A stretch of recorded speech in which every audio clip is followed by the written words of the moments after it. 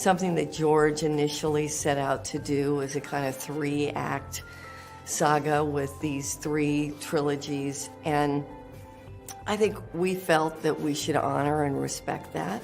Liar! Liar! Liar!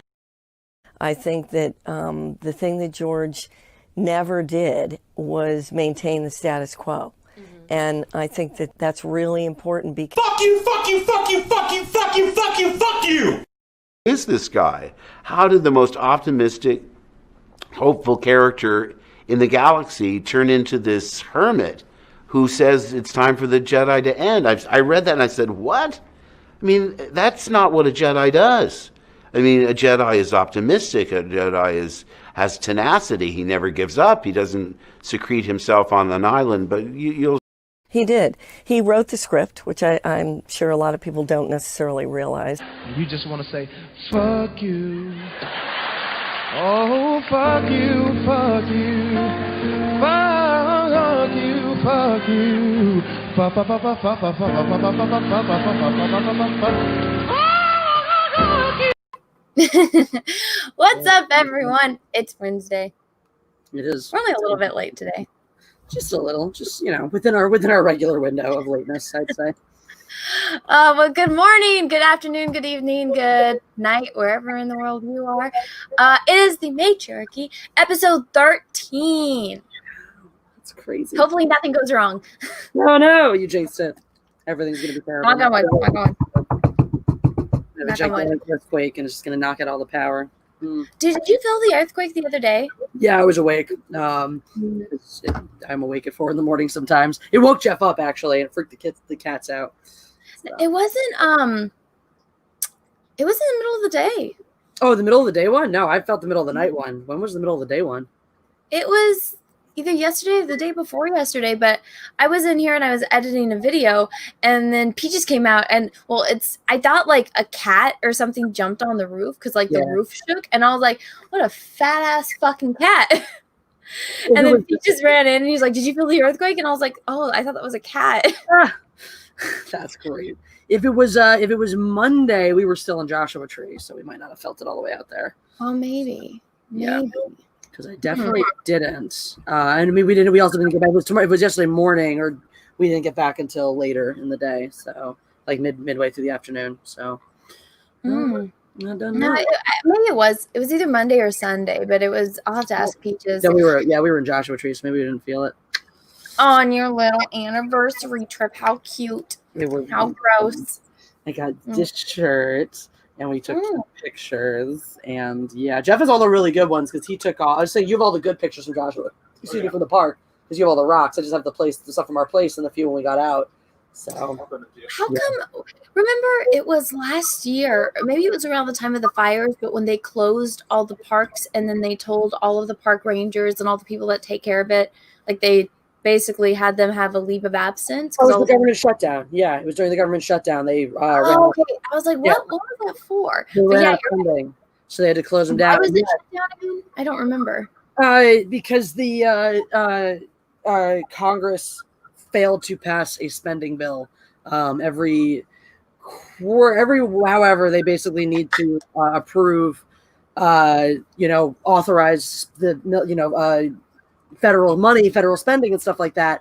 And every now and then we hit these big ones where something is coming due, some big big program they need to either reapprove funding for, or they're going to stop funding for this or that and the other. And those create the sticking points, basically, because if it's if it's a program that the other side really wants to keep, whichever side, say the Democrats really want to keep a program, the Republicans use that as leverage, basically, to and my eyes are going over because you're talking about politics. is the inner workings of the government, but effectively both sides try to use what the other one wants as leverage, and if they can't come to an agreement, plus also at the end of the day the president needs to sign off on it. So let's say the Senate and the House and the Republicans and the Democrats all kind of agree on something, but it doesn't have certain provisions in it that the president really wants. He can just veto it. So it's like it's a multi-level, because basically the House has to approve it, the Senate has to approve it, and the president has to approve it. It's a multi-level thing. And sometimes that many people just don't get along enough, and the government shuts down. And there's no money anymore. Okay, so that's what it was, because I remember But I remember all those pictures going around on Facebook of people like going and destroying the Joshua trees. Did you see any of that? I saw that. I heard about a lot of that, and apparently, actually, that's happening again because with the virus. First of all, a lot of the parks are understaffed because they're trying to keep people home as much as possible. Plus, people who don't usually go to parks now are going because it's one of the only places they can go.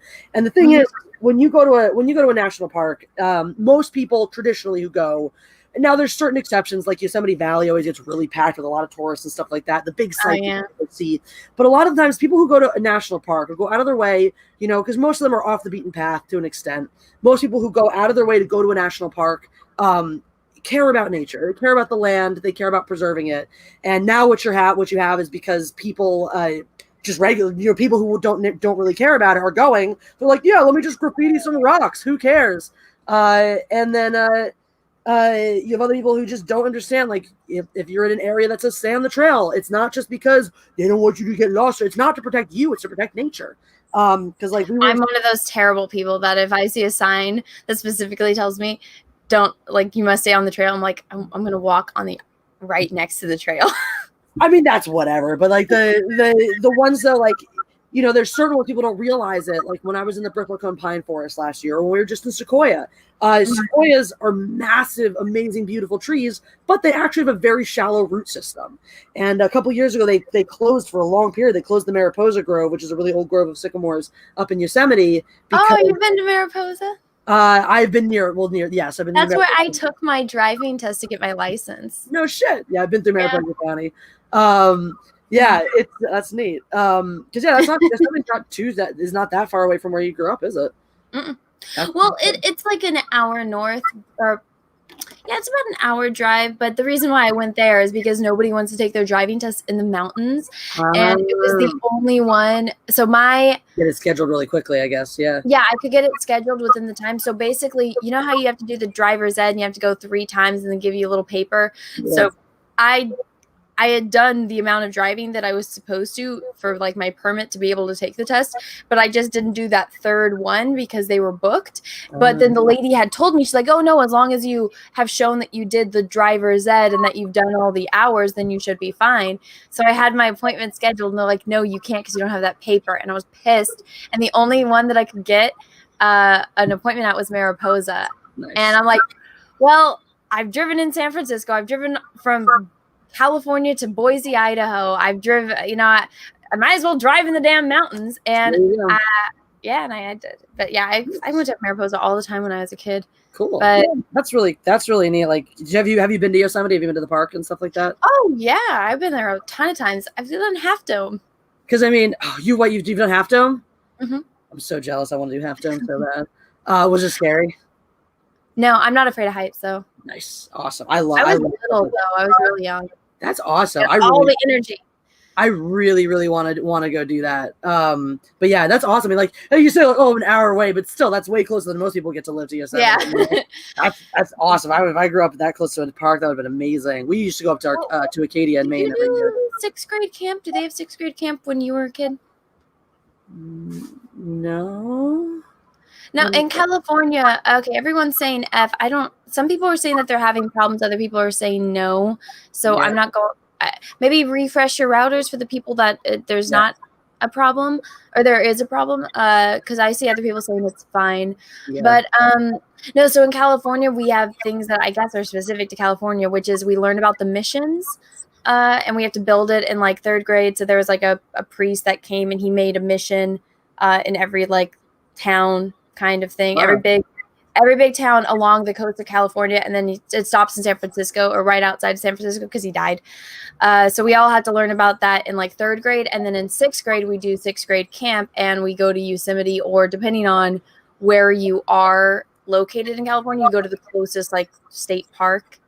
That's awesome. And so I did. You have to pass a physical test where the PE instructor says oh yeah, you're okay to go do the Half Dome trail.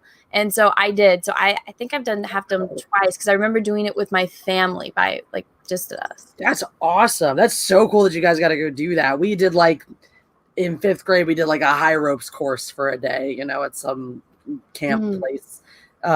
stuff like that. That's oh. What happened? No, I just saw. I saw a text from the property manager. I think it's a group. It's a group. It must be a group text. But there's a typo in it too. Dear tenant, I need to shit down the laundry room. I don't think she's gonna go shit in the laundry room, but apparently our laundry is we have a issue with. We're having an electrical issue in our laundry room. Apparently, I always check because I'm like, what happened? Is there like water leaking from my apartment or anything? That's happened before. I was on a trip. I was in freaking, I don't know, another state somewhere, and I was on the East Coast time, so it was like 11 o'clock here, but 2 a.m. I get a call from my property manager saying my apartment's flooding. I'm like, crap. So they had turned the water off, and when they turned it back on, I guess a pipe must have burst in my sink. And so shit. It's also, we also had issues like when it repressurizes. Sometimes my sink will just turn on when the water comes back on. And yeah, so my friend had to come and take the cat because they had to put it set up like industrial fans to dry it out and all that. So my friend had to come up at 2 a.m. to take the cats over and stuff like that. Fortunately, it was only two of them at the time, not all 4 of them. But it was a nightmare. Yeah, it was crazy. So every time I see any text or call from my property manager, I'm like, oh, gotta pay attention. So, yeah. Oh my goodness. Let's see. Oh yeah, they're saying that's a really big typo. Yeah, that's a little bit of a big typo. And I see YouTube is messing up. Yeah, right before we went live, I was like, it says that Mahler is live, and I looked on his channel, and I'm like, he's not live. It doesn't show up on his channel, or even like when you go click on videos. So I'm like, that's weird. It's tweaking out, but. It's YouTube. What do you expect? Let me read a couple of these super chats. Greg Kirby, thank you for the super chat. Hello, Anna and Jessi. Hello. Hi, Greg Kirby. We love you. Mighty Hellhound. I don't know what's these weird super chats, but I'm just. I mean, thanks for the money, but I'm not going to do this. I still wish I could hear Anna fart loudly. That's weird. But thank you for the $2. I wonder if that's the same person who's obsessed with me. Like, keeps asking me if I shart when I do my videos. I'm like, that's weird. Like, no. Oh, thanks for the $2. And then Drunk 3PO, thank you for the super chat. Also, guys, Drunk and I usually do a show later on tonight on Wednesdays where we watch Star Trek. He's actually still out of town, so it's going to be postponed until next week. So just so everyone knows, there's no Star Trek stream tonight. So go check out Jesse's drinking stream instead. That's tomorrow night. Thursdays are drinking stream. Okay, don't you usually do a stream on Wednesday or no? Not usually. No, the Wednesday is just the night we usually do. Well, if we have a drunk watch, we'll do our drunk watch on Wednesday. But we don't have one planned for now because Jeff is doing one. If you need to watch some people get hammered, Jeff is doing Beverly Hills Cop 1 and 2 with the channel and with Midnight's Edge After Dark this Saturday. It's going to be 1 o'clock Eastern, or 1 o'clock Pacific, 4 p.m. Eastern. And yes, I will probably be there, but I will probably not be drinking. So gotcha. Let's see what Drunk says. Hey, Anna. Hey, Jessi. Just saying hey. Did the bear come in? Yes, it did. I have let me get it. What's up, Drunk? I'm assuming this is the bear. I'm assuming it is because it came directly to my house, and Peaches was like, people know where we live now. It came direct, and I was like, I looked at the name. I was like, oh no, that's Drunk 3PO. He's like, what did he send you? I'm like, that bear. And he's like, he got you the bear plush. And he's like, Anna, you have too many stuffed animals. And I'm like, I know. There's no such thing. I want to do, I think I'm going to do this maybe this weekend where I get all of my stuffed animals and I explain, I'm like, this is my stuffed animal that I got on this day at this time at this store for this much money. Because I'm one of those weirdos. I know all of that. Like, do you ever have a t-shirt or like something that you bought and you know exactly where you were and how much you paid for it? Yeah, kind of. Not so much. But all of my stuff. I know except for art supplies because that's like, you use it and then you have to buy a new one. But I'm like, I know exactly where I was when I bought this t-shirt. I know exactly how much I paid for it. Cause this is one of the few things that I bought that wasn't on sale. I'm super cheap when it comes to that. I like saving money too. You can't really. There's nothing really. Ain't nothing wrong with saving some money. Ooh, sorry. And feedback, but we are actually. I have a few topics because Jessi and I tend, since we've been rambling on for like 15 minutes now, the nice intro there. National Forest, that was actually a good one for us. Let's see, but I have a funny thing to talk about, a serious thing to talk about, and then potentially a funny/serious thing to talk about. So we try to keep these streams about 2 hours, a little bit maybe over 2 hours, just so it's easy to like rewatchability and stuff like that, and it keeps you wanting more. So this I found on Twitter, and I thought it was absolutely bizarre, and it's not going to burn our eyes like Raylo stuff is. So let's. It's called Ugly Wedding Dresses. Are you ready? So ready. Okay, ugly wedding dresses you must see. So this is balloons. Oh God, why?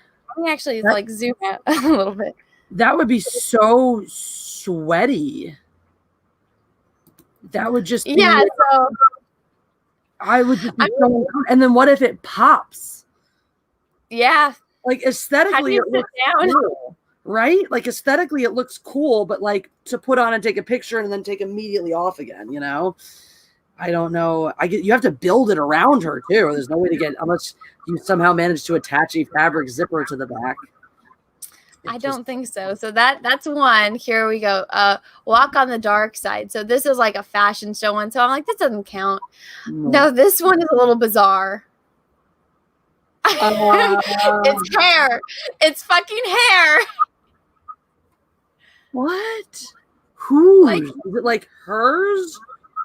I don't know. This is a custom wedding dress that doesn't look as bad as it sounds when you learn that it's made from human hair. 250 meters of real human hair. Can you imagine how long it took to sew this, and who volunteered the hair? Is there a bunch of bald bridesmaids lurking somewhere? So this is real human hair. That was her thing. It was just that like over several years, she just like dyed her hair different colors and cut it and saved it specifically for this dress. That I think is less gross than the idea that it's other people's hair. Like it's still gross, but like if you're gonna wear a dress made out of human hair, it might as well be your own, you know? Like, I don't think there's any way that this is her own hair, because this is like minimum like 40 years worth of hair, maybe just for this. True. It's a long ass time. I just also like I mean, people need hair for wigs and shit. If you're gonna get like, it just seems really selfish to be like, you know what? All this hair, you could have made like, I don't even know how many wigs for, people with cancer. And instead you made a fucking wedding dress? Like, I don't know. So this is a diaper dress. Oh my God.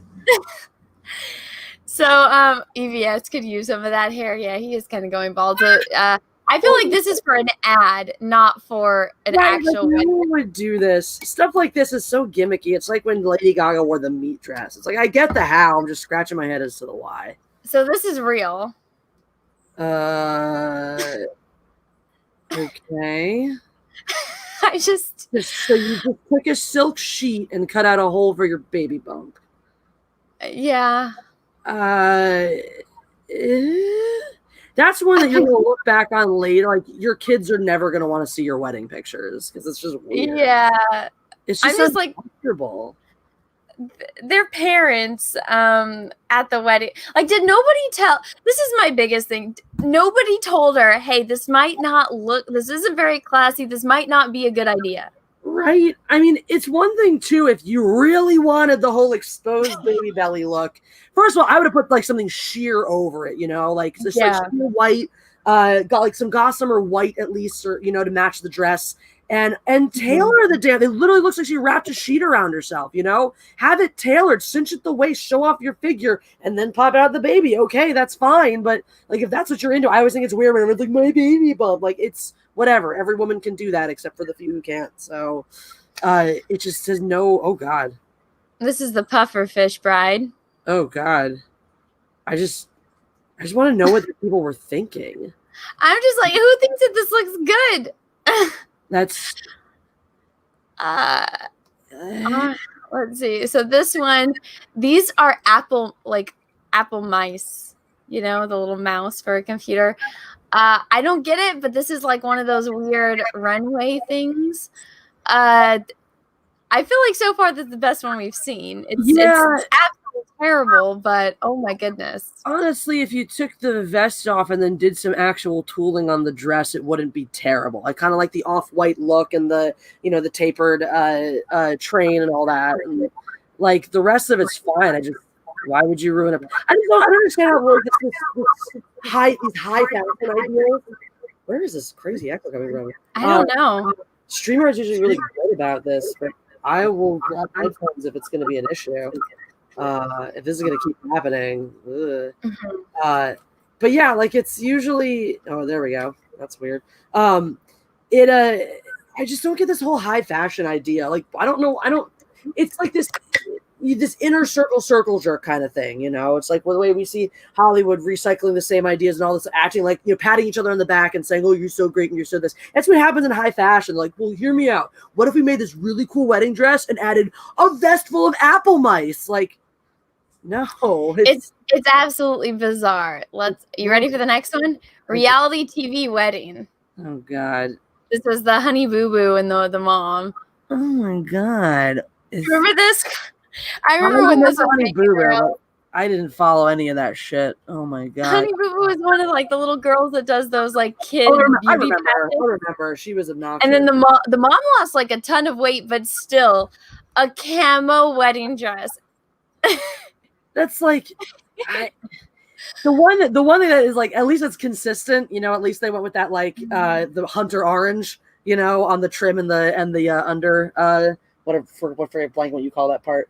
The skirt, I guess. But like, I mean, it's very redneck. Is that her? Is that the groom behind her with the orange hunting colored vest and the camel pants? Oh my God. Oh, I don't know if this is the husband or the bridesmaid or something. I don't know, but all I know is like the groomsman will be a groomsman, though. But again, this is why I'm like, is there nobody there to tell him, hey, that doesn't look very good, Right. I mean, it's reality TV. I guess you got to lean into the gimmick and whatnot. I'm sure they got all this shit for free, sponsored by, Bass Pro Shop or something. So this is a tentacle wedding dress. Again, this is high fashion runway, but I'm still like, why? Well, the thing is, when they do runway wedding dresses, they're usually doing it to try to sell them, to try to sell the brand, even if it's not going to be that specific one, to be like, this is what we can do. Come have us customize your next wedding dress, And it's like, what's the selling point here? I'm really into tentacle porn.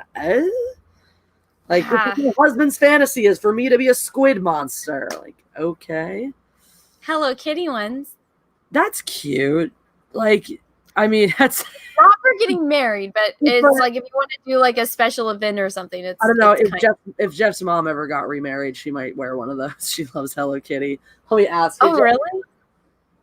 If your mom ever got remarried, do you think she'd wear a Hello Kitty wedding dress?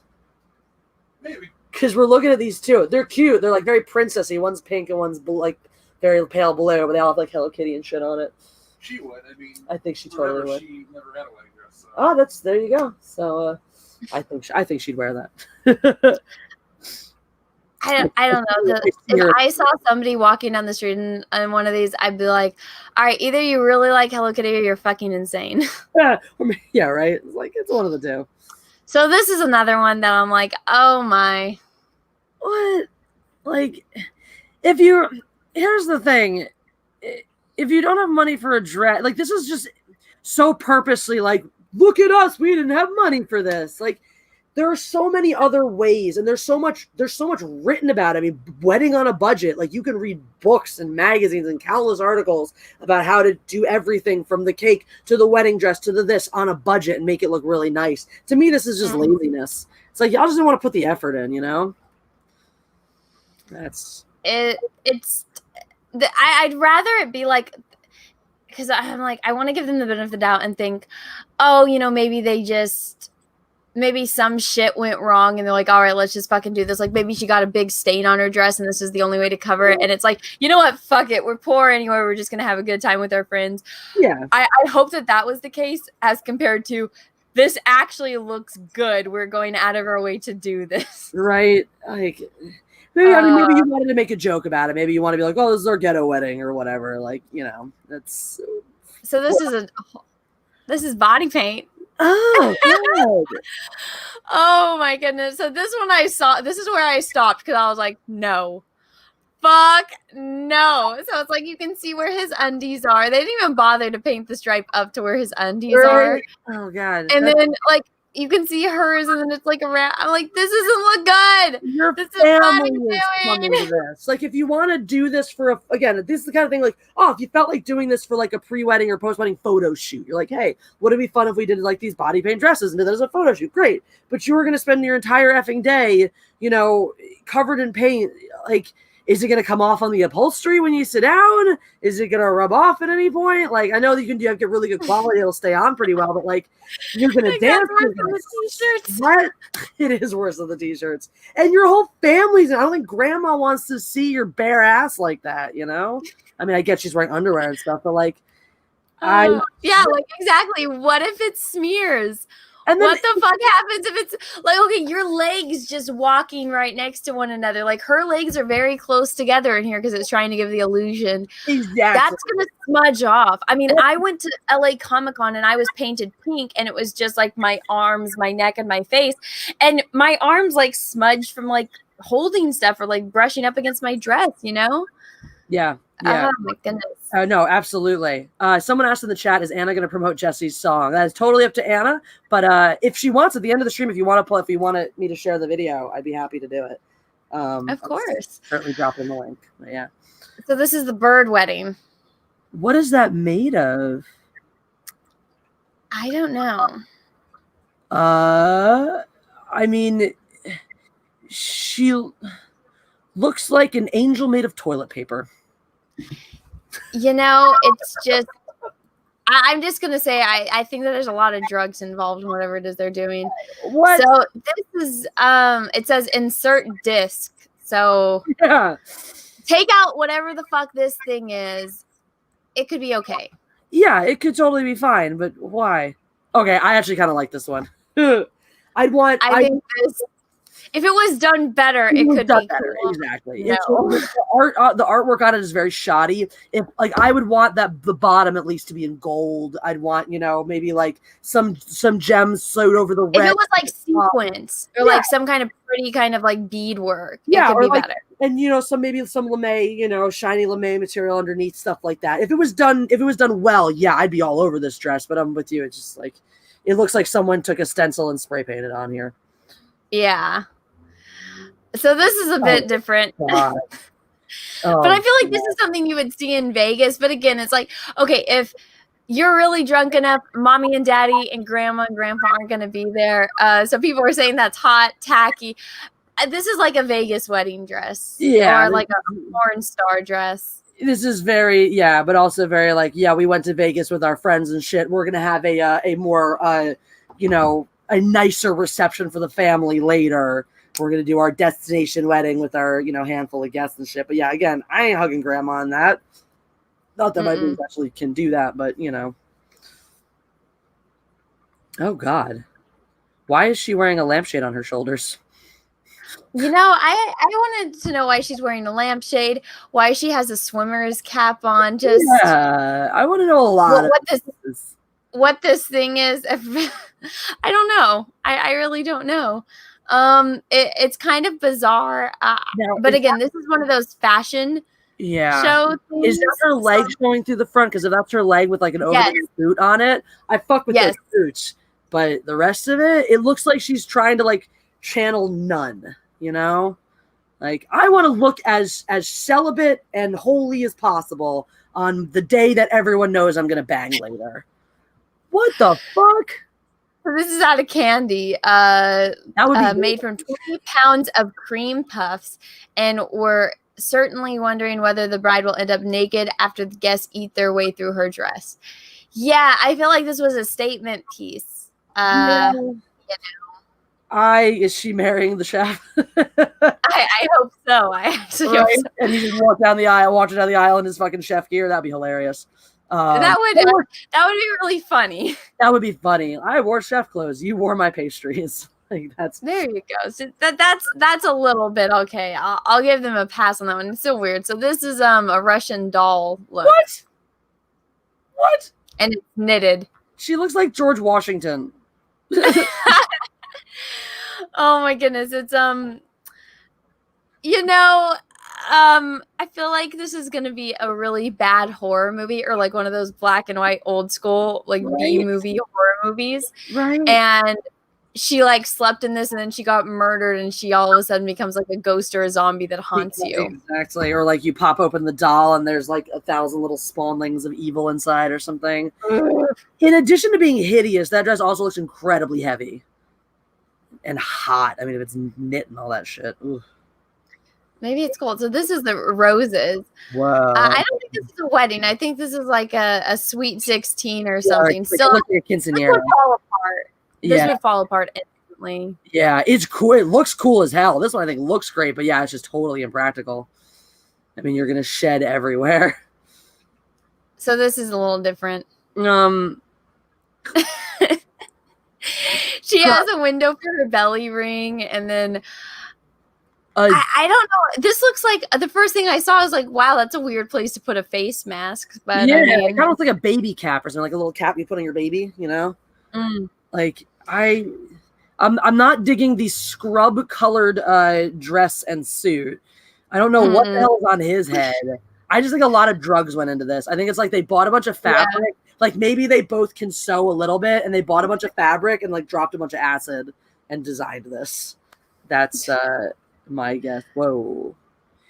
I've seen like quinceañera dresses like this. So this one wasn't as bizarre to me. It's or like My Big Fat Gypsy Wedding. I don't know if you ever watched that show, but they want like the biggest fucking dresses you can get. I've seen ones like this, and it's like it's bizarre. Like it's not that bizarre looking. I think it looks fine, but to me, why would you want to limit your mobility that much? You know, it just the best wedding dress. Actually, maybe I'll throw a picture on here if I find a good one. I'll share with you guys the best one I've ever seen. Yeah, it just. Oh God. So this one is like, the dress isn't that bad. It's just, I would have thought a little bit more about it before doing this. I would have wanted it to support my, chesticles. Because you kind of want them to look as the best as possible. And right now it's, it's not doing it, It is very far from that. It's just like, at least the other one, even though it was just like practically pasties up there, at least it was, supporting it.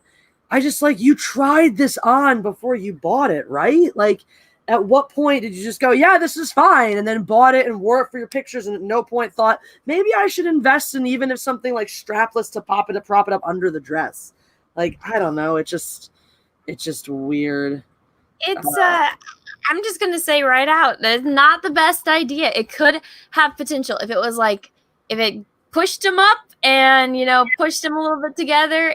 This would be a lot better if just agreed, because this is not doing her any favors. It really is not. It's like, come on, how do you? Here you guys go. Oh God, let me show off my fake titties. They were a wedding present from my husband. God, that's irrelevant. That's just if those are real, I feel really bad for her back. But I sincerely doubt that frame. I sincerely doubt that that's what she was born with. There just isn't room for them. It just looks like being her. It would be cute if it was made for that, or if they were a bit smaller, or if it was made for that size. It has the potential to be cute, but it's way too small. Because of things like this, I think there's something almost more scandalous about, this tiny strip of fabric covering them than there would be if you just let them hang out. It would almost be less scandalous that way. If you were just like, yep, I'm going topless to my wedding. I don't know. It's just weird. This one I thought was a bit bizarre. Oh God, she's a pincushion. I know. Let's see. Where are the bride's arms? Is she actually a snowman in disguise? How can she walk in that dress? Why so many flowers? We could keep going. Yeah, I don't get it either. I'm like, maybe she was born without arms, and so maybe she's a quadruple amputee, and she's just set in like a little thing, and they're just rolling her around. Oh oh my god! To say. Oh god, whatever. Oh freaking hell, people! I don't know what decision making went. Oh god, are you like the 80s? Is all I can say about this. Yeah. Little Bo Peep meets the 80s, basically. God, it's like why? Okay,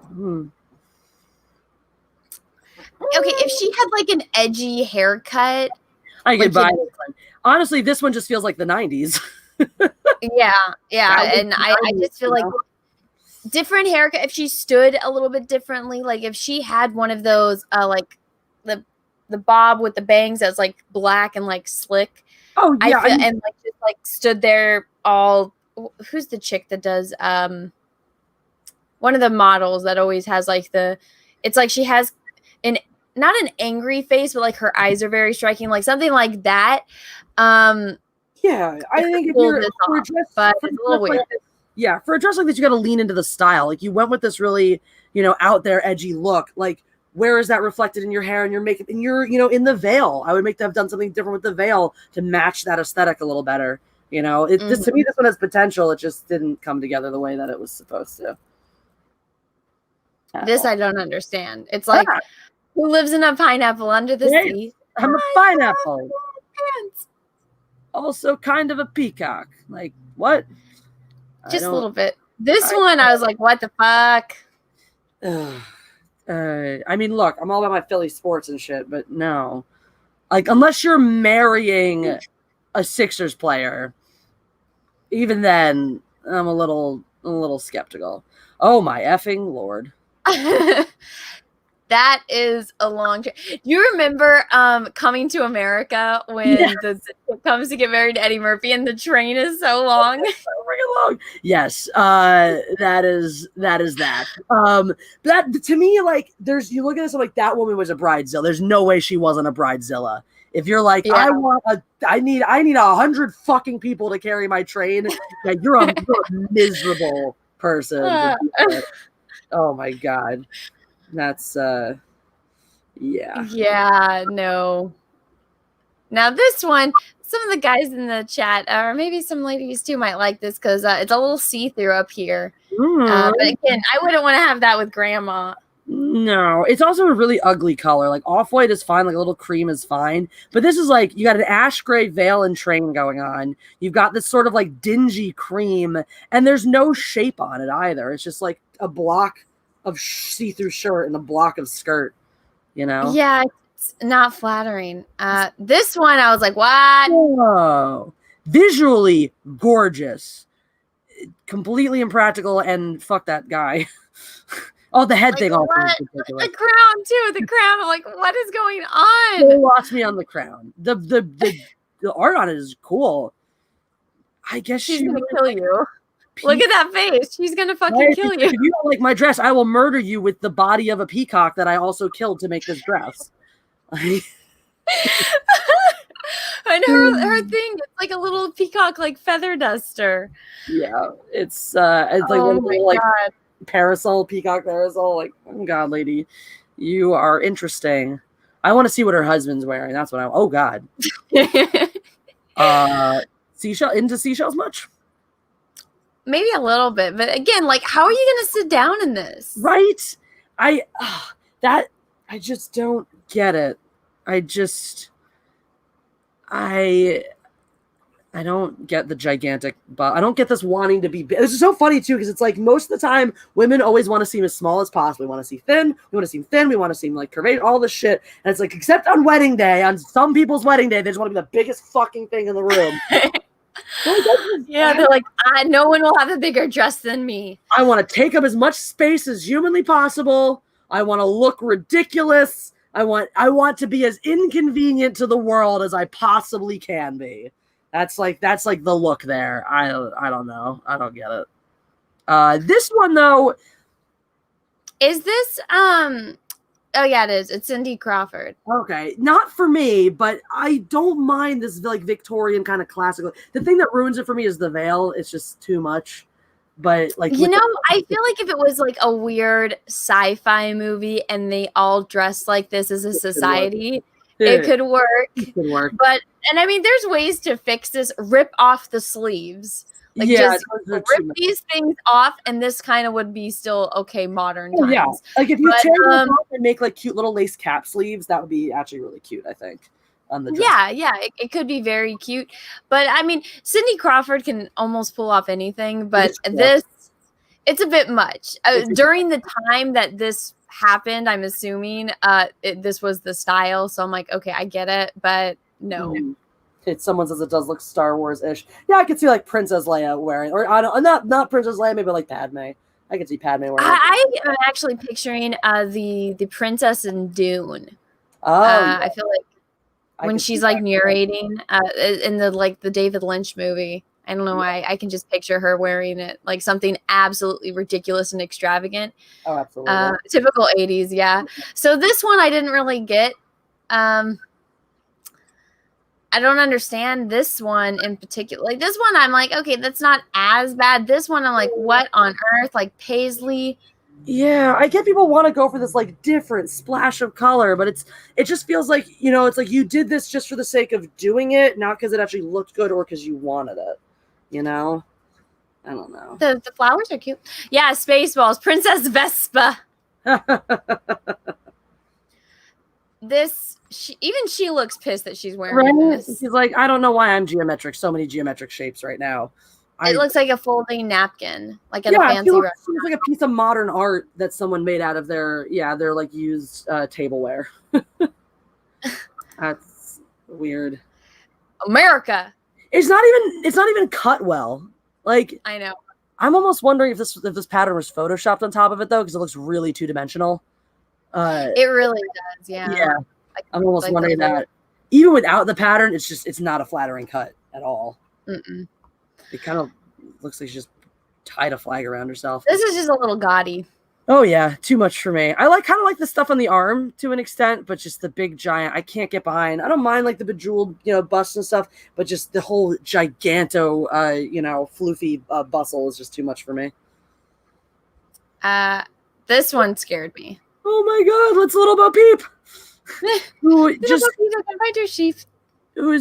to be bandaged for some reason. See, when I saw this, I thought of the mom in Mary Poppins where she's got like the sash. Oh, the sash. She's a suffragette. There you go. It's just that. Oh my God. This is like Los Angeles beachside wedding. We had Vegas. This is like LA or Hawaii beach wedding.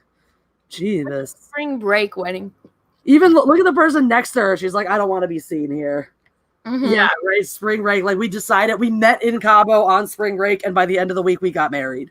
Yeah. And my drunk ass friends picked these flowers out of someone else's lawn. What the fuck? I don't even know. I don't know what this is. I'm so confused. I'm just confused. I think we both are. I don't understand that. I don't understand how or why. Okay.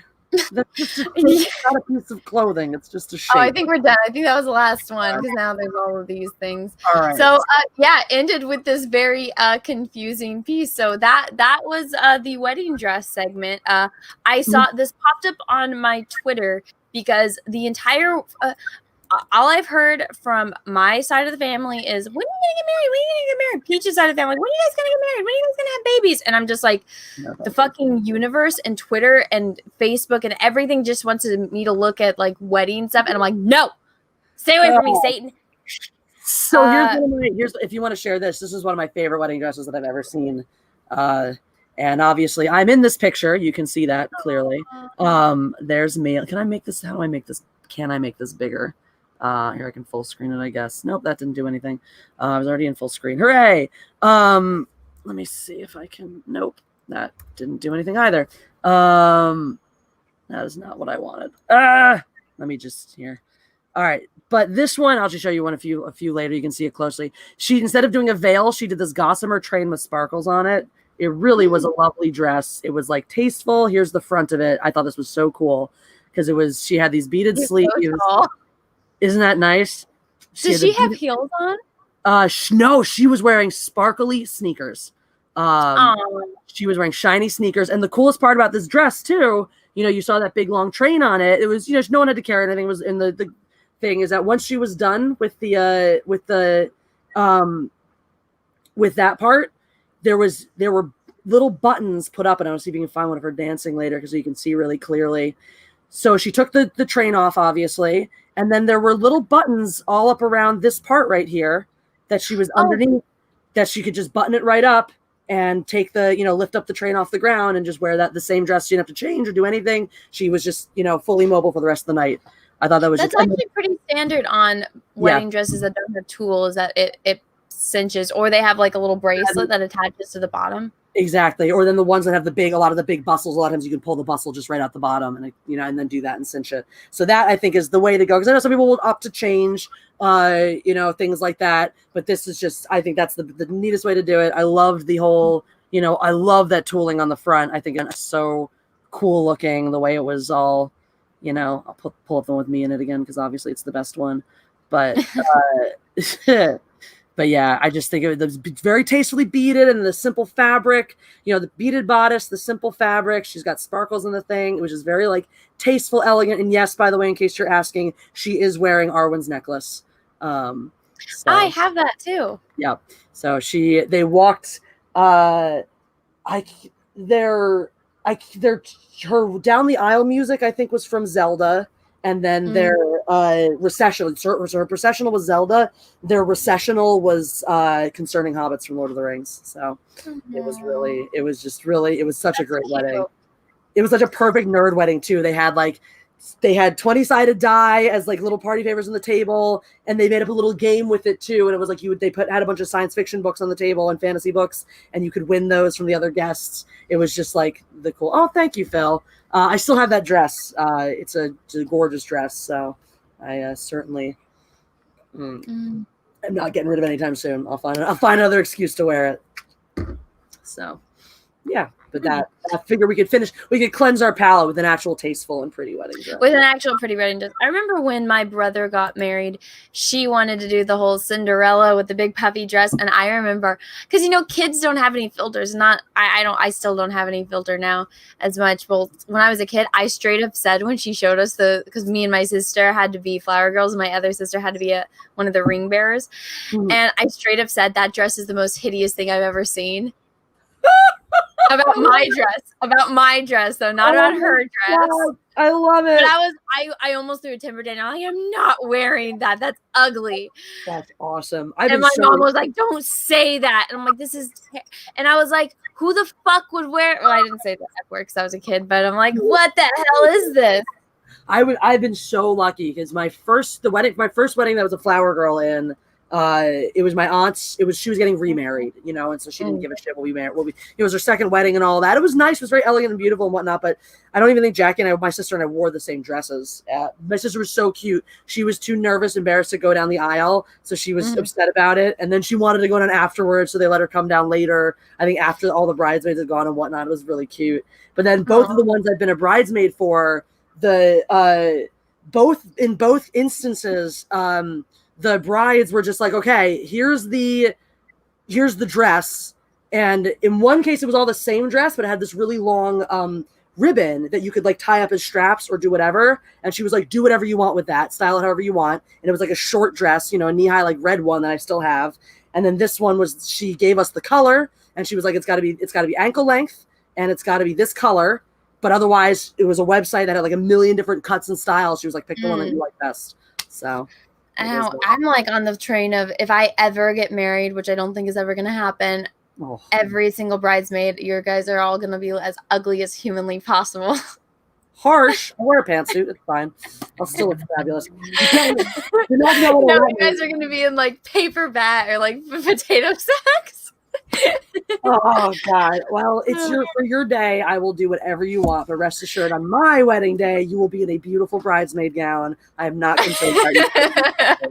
And something will go wrong because Karma will be like, "Well, actually, you're. I think you'd definitely get married before I ever would." But Karma would be a bitch to me, like your dress is breaking or your shoes are breaking, your dress is ripping. But I'm going to read some super chats before we get into the next topic, because the next topic that Jessi and I are going to be talking about is these rumors. So the rumors about George Lucas coming back. Now, I did a video on it, but YouTube likes to not tell people that I did videos.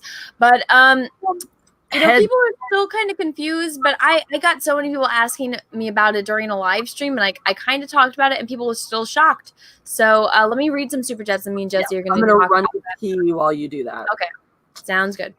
Okay, I will just let's see. Hello all. That's a little bit too big. I'll just wait for Jessi. Oh, I like Jessi's little picture. Okay, so let's see. The Leviathan, thank you for the super chat. Hail our queen, your Ewoks praise you. Yevna. Well, thank you for the super chat. I appreciate that. Flubber11 USA, thank you for the super chat. No longer will we let our favorite franchises be plundered. Anna Army assemble. Ooh, thank you. I like the sound of that. Mighty Hellhound, thank you for another super chat. You weirdo. I don't know if you do this because you're actually weird or you just get a kink out of this kind of stuff, or you're just trolling. But thank you for another $2. I bet you're just too shy to break wind on stream. Again, thank you for the $2, but you're kind of weird, dude. Baltimore Guy, thank you for super chat. Have fun, ladies. Thank you. We are. Decory.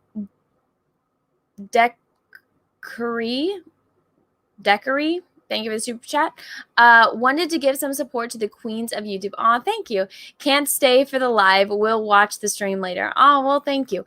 I've actually been having a problem re-uploading to my secondary channel, so that's why all of my streams have not been set to members only. Once I get them uploaded onto the second one and it starts working again and actually lets me upload my live streams, they will be set to members again. But you can find everything, a majority, like 90% of my live streams go to my secondary YouTube channel. And sometimes if it takes a little while to get posted there, it's because YouTube is a bitch and hates me. Just FYI to everyone. Dex Luther, thank you for the super chat. What if you had to wear that boob dress to get married in Hobbiton? Well, my boobs are definitely not as big as hers. I feel like it would cover more, so I think it wouldn't be a problem. Look at the kitty cat. Yes. Lando came to say hi. He really missed us. He's been giving me nonstop attention since I got home. And then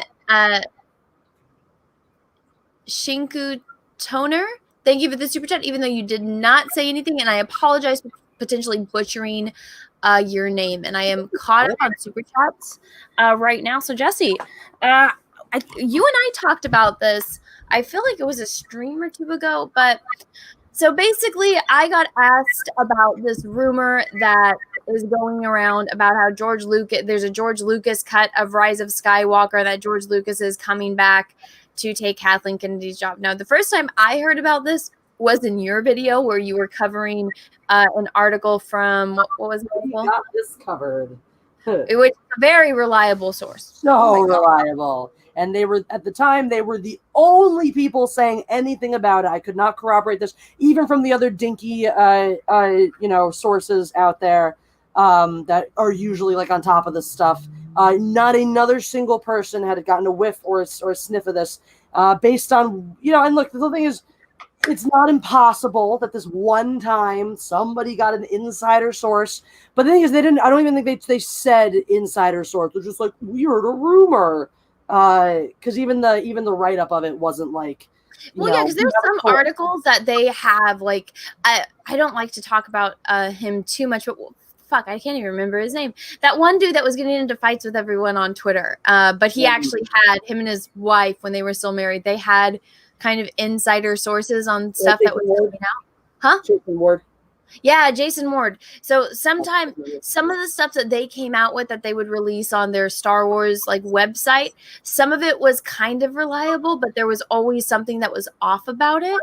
But I mean, when we say this when we cover articles, it's like, this is from this website, take it with a grain of salt. And I'm one of those people that if they don't have their work cited or where they got this info, like sometimes they can say, oh, somebody from Lucasfilm told me, or, here A, B, and C. But so I heard it, and I heard it when I watched your video, and I was like, this because even you said like this is for the crazy article. I'm it would be like, here's my theory after hearing that on how it would work, on how if this was actually happening, but obviously it's from this very unreliable website. I'm not going to take it seriously. Oh yeah, my whole take was I don't think this is ever going to happen, but wouldn't it be great? And there's a very good and logical reason why it would be a great thing for for Lucasfilm, and I do think it would be. But I also think that based on a lot of the stuff, and I know a lot of stuff we're going to get into, I just don't think it's feasible for a variety of reasons, for a long laundry list of reasons. Not the least of which is I don't think George Lucas has any interest. Yeah.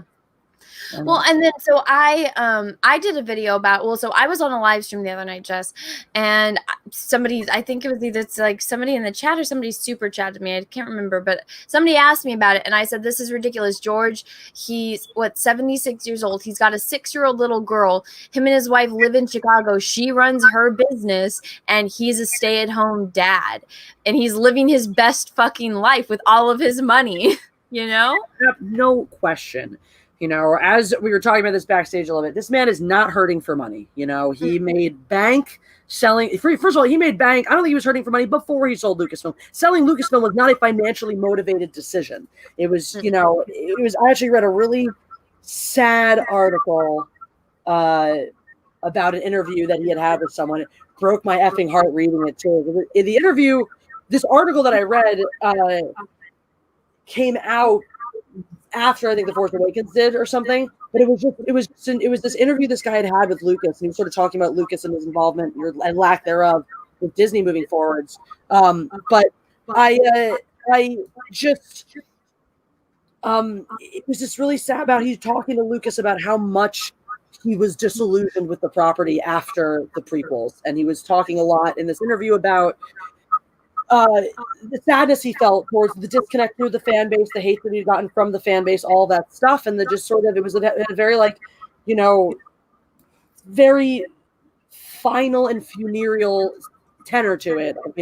How Star Wars was kind of dead for him, and then the article finished saying, 6 months after this interview, Lucas sold it to Disney. So clearly, Star Wars has been over for him for a long time. And we also, what has he done in the past years? We haven't seen any indication to show that he still is passionately interested in filmmaking at all, let alone in coming and having involvement with his baby, his pet project, the thing he created that is no longer his because it's been taken from him and changed so drastically so as not to resemble the original source anymore. This is someone who who faltered in the prequel era because he was far too precious about his work, who faltered making the special editions because he was too precious about his work and what it wanted to look like, what he wanted it to be. This is the guy whose fault was when he had the power was taking too much control and not giving into the same checks and balances and listening to the people and relying on his creative team more the way he had done during the originals, which made them so great. This is somebody, if you know anything about Lucas, he's an introverted person. He doesn't love drama. He's not a people person. He's not even very involved on set. When he was on set, when he was directing the first movie, even, he was not very talkative and engaged with the actors and all this stuff, so to try to pitch to me that, he's on board to come back to work at Lucasfilm under the Disney umbrella after what they did to his work, that this idea that he was somehow on set shooting additional scenes for Rise of Skywalker, I just don't see it. It's just not consistent with what we know of George Lucas. It just isn't. It's like saying, I met Brie Larson yesterday and she was bubbly and effusive and full of life and totally grounded. It's just not consistent with what we know about these people. Well, also it's and a lot of people did not read Bob Iger's book. Now I did read his book and I did an hour-long breakdown. This is what I said in my video. I'm like, the way that Bob Iger presented to George Lucas that he wanted to buy Lucasfilm was, and George was under the impression he was getting the John Lasseter treatment, which was when Bob Iger bought Pixar, he bought it because he wanted John Lasseter's genius, and he wanted John Lasseter to not only, to get Pixar and all of those IPs, but to have John Lasseter come and fix the story department at Disney. So George thought, I'm going to sell my company and name, but I'm still going to be left in creative control. And egos butt heads, and because they started talking about money, and he's like, no, George, I'm not going to give you $7 billion. You might get lucky if you get $2 billion. And George is like, fuck no, I'm not getting $2 billion. You better give me this much. And they got into fights over price. And then George wanted to pull out when it was made clear to him that, no, I'm not going to spend $4 billion on the Star Wars IP, and you're still going to be in charge. I'm buying this to buy it, George. And so George wanted to pull out, and he said, you know what? We're so far into these negotiations. We had all this invested into it. If you pull out, it's going to cost you $500 million. Your company is going to tank. You're going to lose everything. Everyone's going to get fired. So either don't sell to us and lose everything, or sell to us and everyone gets to keep their jobs and everything gets to stay, alive. So George was back. George has no reason to come work for these people again. They stabbed him. Kathleen Kennedy stabbed him in the fucking back. Bob Iger, came to him as a friend, and then once showed his true colors and was like, held him at like a knife, and basically, got the knife twisted and was twisting it. I just want to reiterate, this is information that's from Bob Iger's book. This is not George Lucas bitterly saying this. This is Bob Iger writing about it from his own, like, he's the one who did Which is why I'm like, why on earth would you put this in your book? Who let you say this shit? It's terrible. Exactly. Well, I think he did that under knowing that he was stepping down. He probably didn't realize didn't think he was going to be hanging around this much longer. He was like, I'll say whatever the fuck I want to and fucking retire. Whatever, bitches. Well, that's the thing is, like, he wants to run for office, which I think he will. I think he's eventually I think he will run for president, and he'll run. Huh? I said, good fucking luck. I'm sorry. Your platform is torn down on the premise of you couldn't make money with Star Wars. If you couldn't make Star Wars into a successful franchise, what the fuck am I going to give you the reins to this goddamn country for? Are you kidding? Exactly. He's gloating. He was gloating in the book, and it's just terrible. But everything with George Lucas, he's not coming back. He lives in Chicago. His wife runs a business. He has a little girl. Even when you look at interviews, because, oh my God, look at this. George has kids, and his kids do interviews and talk. Now, Jet isn't exactly the most reliable, but even Jet said, no, he's having fun. He's got, he hasn't had he even said, when I was a kid, when my sisters were kids, Dad was always working. Now he has all this time. He's playing with Everest. He's in love, and, he's writing, and he says, yeah, my dad is working on other projects. And that's one of the things that George, you really have to know about him. George loves independent and artistic film. Look at THX, look at American Graffiti, look at Star Wars. All of the movies that he made were things that had never been done before. Exactly. And that whole thing, that's what he likes. Back in the 70s as part of American Zoetrope. The whole thing, it was the most surprising thing to any of these guys that they all got so big so quickly. The whole point was forming American Zoetrope as this independent company that was going to create what they wanted to create. There were, different stuff. They're not going to be beholden to the studios and those decisions and whatnot, which is one of my favorite stories about it, is THX 1138 is the reason why we got The Godfather that's, catapulted Coppola's career, was because THX 1138 was the first American Zoetrope funded project, nearly bankrupted the entire operation. The studios came and offered Coppola The Godfather, and Lucas felt so guilty about bankrupting this. Coppola wanted to stay pure. No, we got our vision, we got our this, we're going to do this.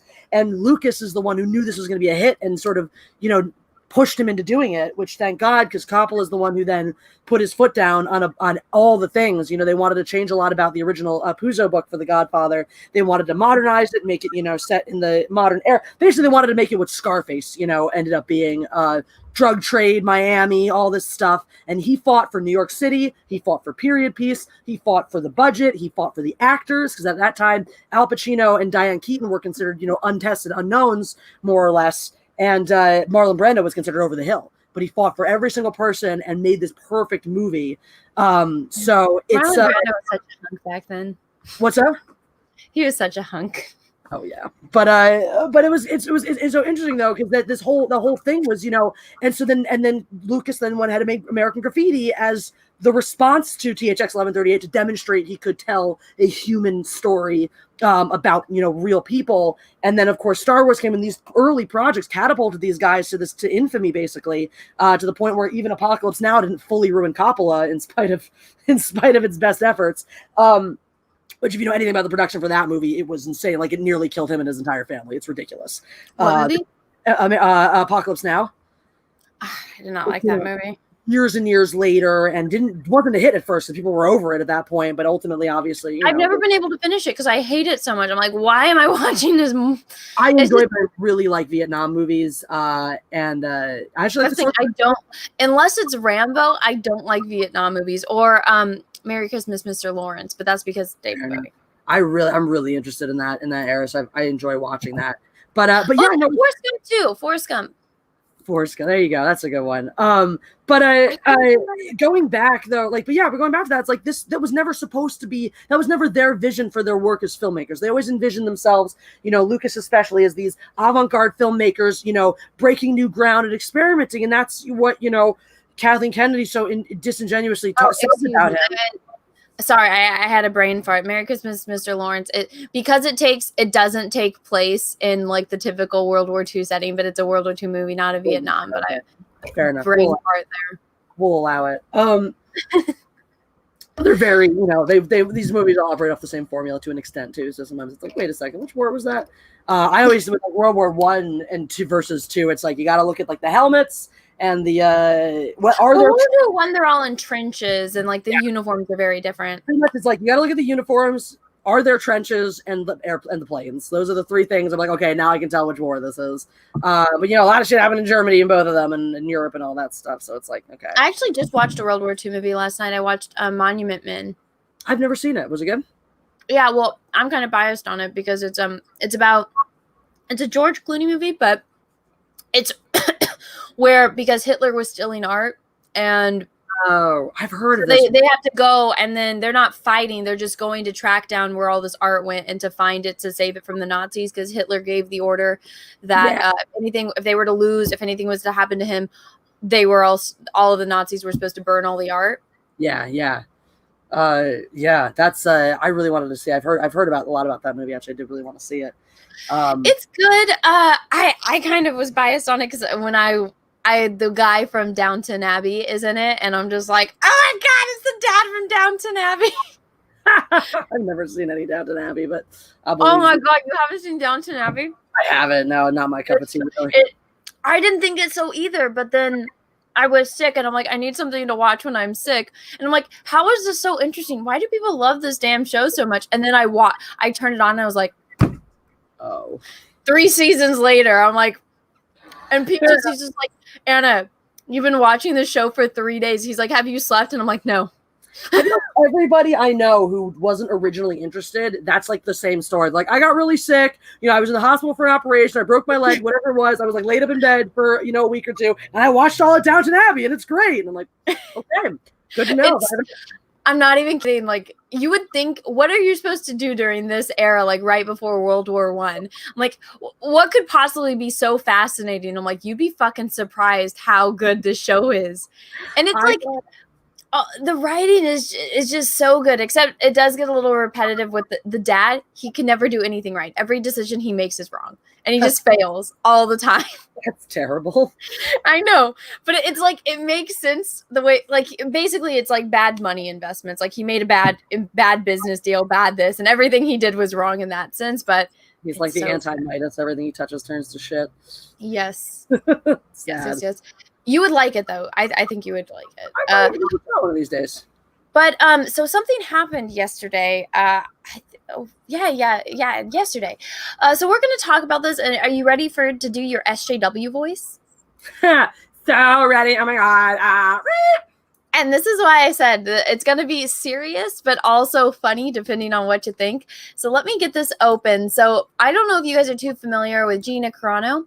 She dated Henry Cavill, so already the woman got props. But she is getting harassed by SJW. So this is from Data Racer.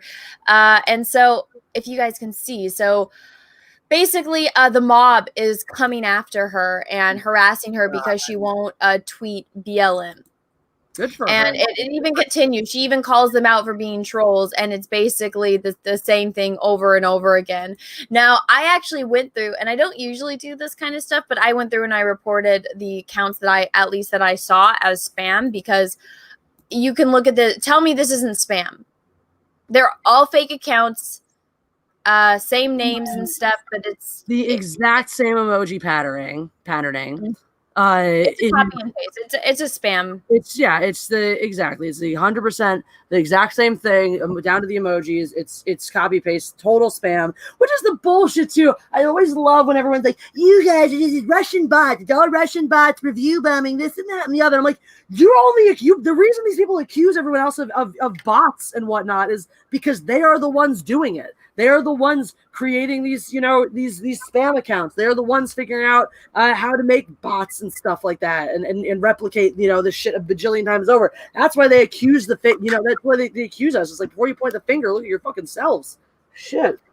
Exactly. But honestly, because I've had to deal with these type of people.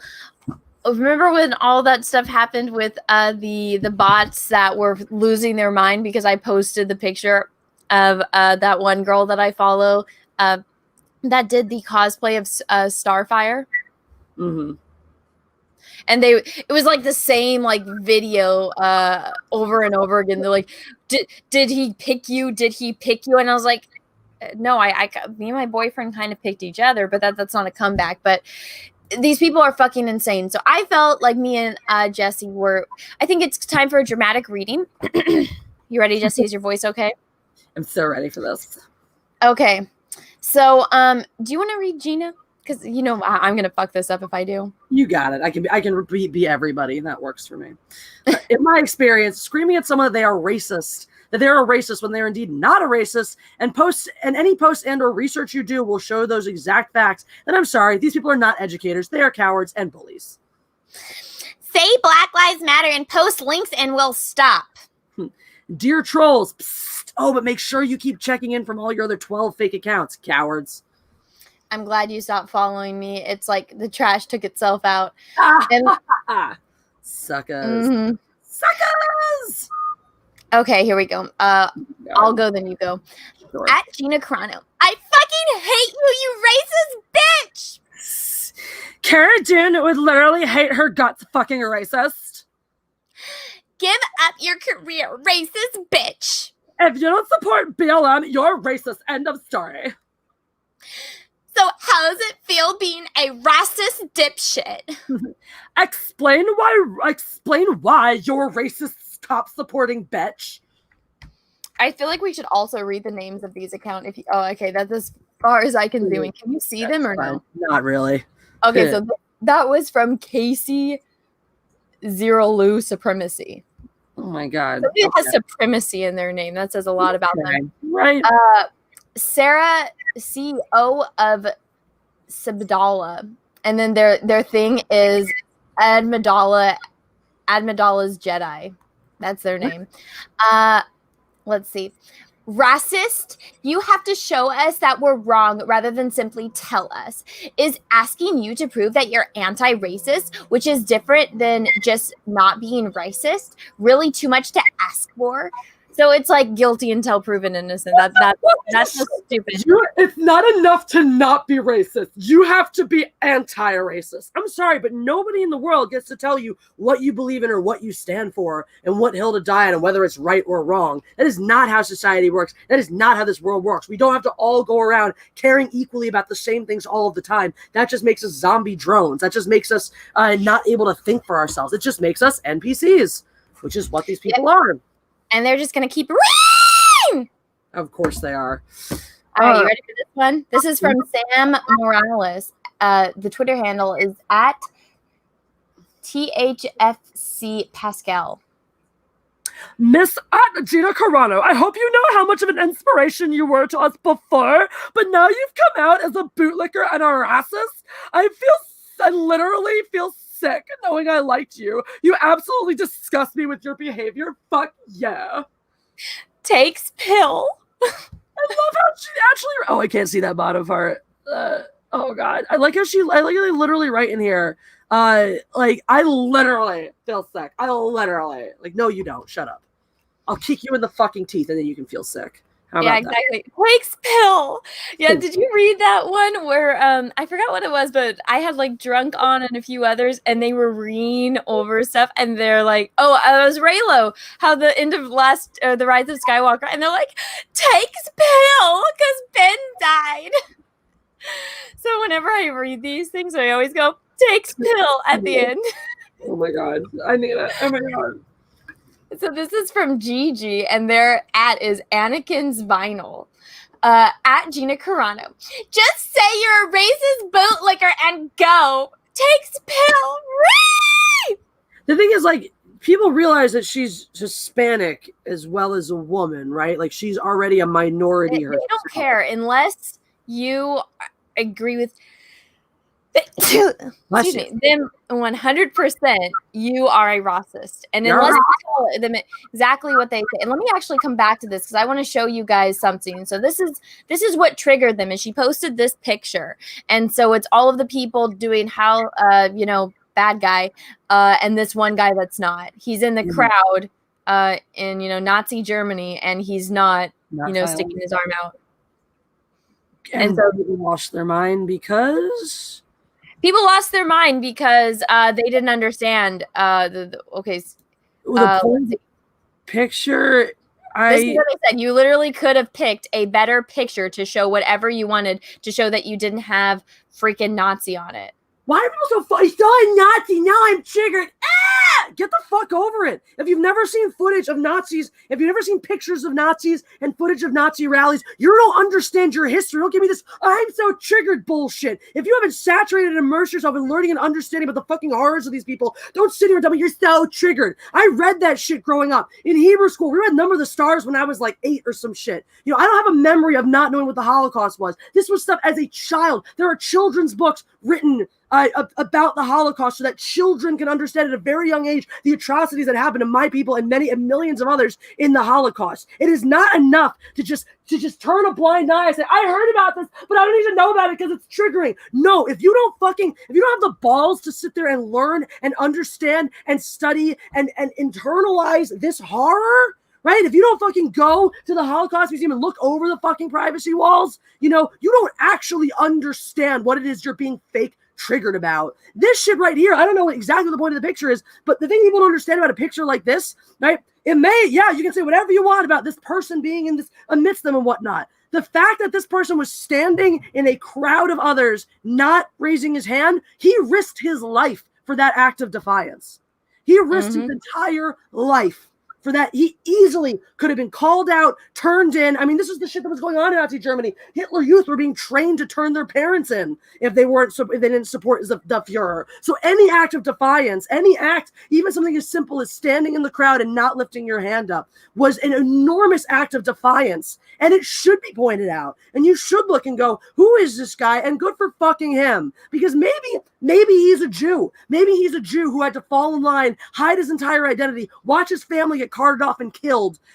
Maybe he's gay. And again, had to hide his entire identity, who he was, watch the people around him like him get murdered. And this was the only thing he could do to preserve his life and do that. Nobody has any right to say, you should have done this at the expense of your life. Because people don't fucking get any failure to fall in line could cost you your life in Nazi Germany. You can't sit there it's one thing people who are actually in the army, people who are actual Nazis, and even if they didn't believe in it, decided to fall in line and committed actual atrocities. That is completely different than your average everyday citizen who's just putting their head down and trying to fucking survive. Because if they say the wrong thing in front of the wrong person, that person's going to turn out to be the Gestapo, pull out a gun and shoot you in the fucking head. Or the SS, I guess, in this case. That's, you didn't have an option. You didn't have an option. And to not be able to look at this picture and recognize that, just go, I'm so triggered by Nazis, is to miss the fuck. They're complaining that she's showing the picture because somebody said it in the chat, and I tried to scroll back to find it, but it doesn't show up in StreamYards, but I can see it on the actual chat. Somebody said, if you don't understand what she means by this picture, you have a low IQ. And that's actually one of the biggest problems with Twitter, is that there's a lot of people that don't. And here's the thing. Forrest Gump didn't have a high IQ, and he would understand what she meant. So it's not only a low IQ, it's just I don't know what it is at this point anymore, you know? Wizard Beard put in an Ayn Rand quote here. It was an interesting choice given some of Ayn Rand's personal politics as well. But the smallest minority on earth is the individual. Those who deny individual rights cannot claim to be defenders of minorities. Accurate. I don't always agree with Ayn Rand on everything, but I do really like some of the things she's written about individual. Like that's Anthem. I actually found it to be a really powerful book. And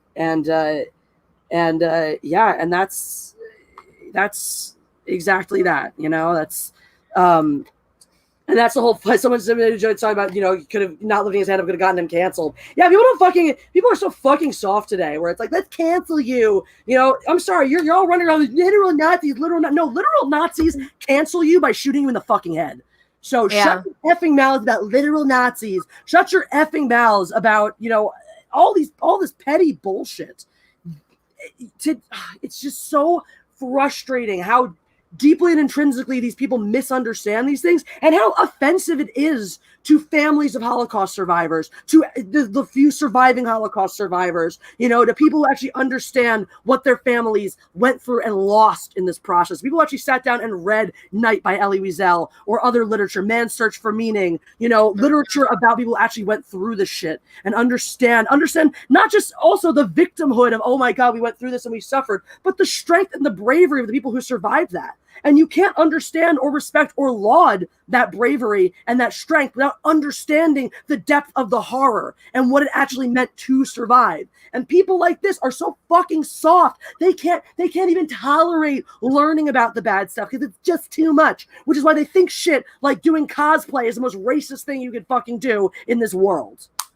Yeah, they don't know. And that's what I'm saying. It's like that. Even to the point where people do know and they just don't care. I think somebody said in here that they enjoy bullying and they just want to win. And they know that it's like kind of like a zombie effect in a way. It's like so many can overwhelm someone at a point. You know, at least you're fucking honest about it, though. If you admit you're just here to be a piece of shit. Like, at least you know, most of these people think they're fucking doing God's work or some shit, or they would if they believed in God. But God is evil unless he's, you know, Allah, because Muslims are more virtuous than every other person. So... Don't they still behead people? Yep. Islamist extremists still do that. All religious extremists are bad. That's period. Doesn't matter what religion you are. Could be one you made up yesterday. If you're an extremist, it's probably bad. And yeah, one that you made up yesterday.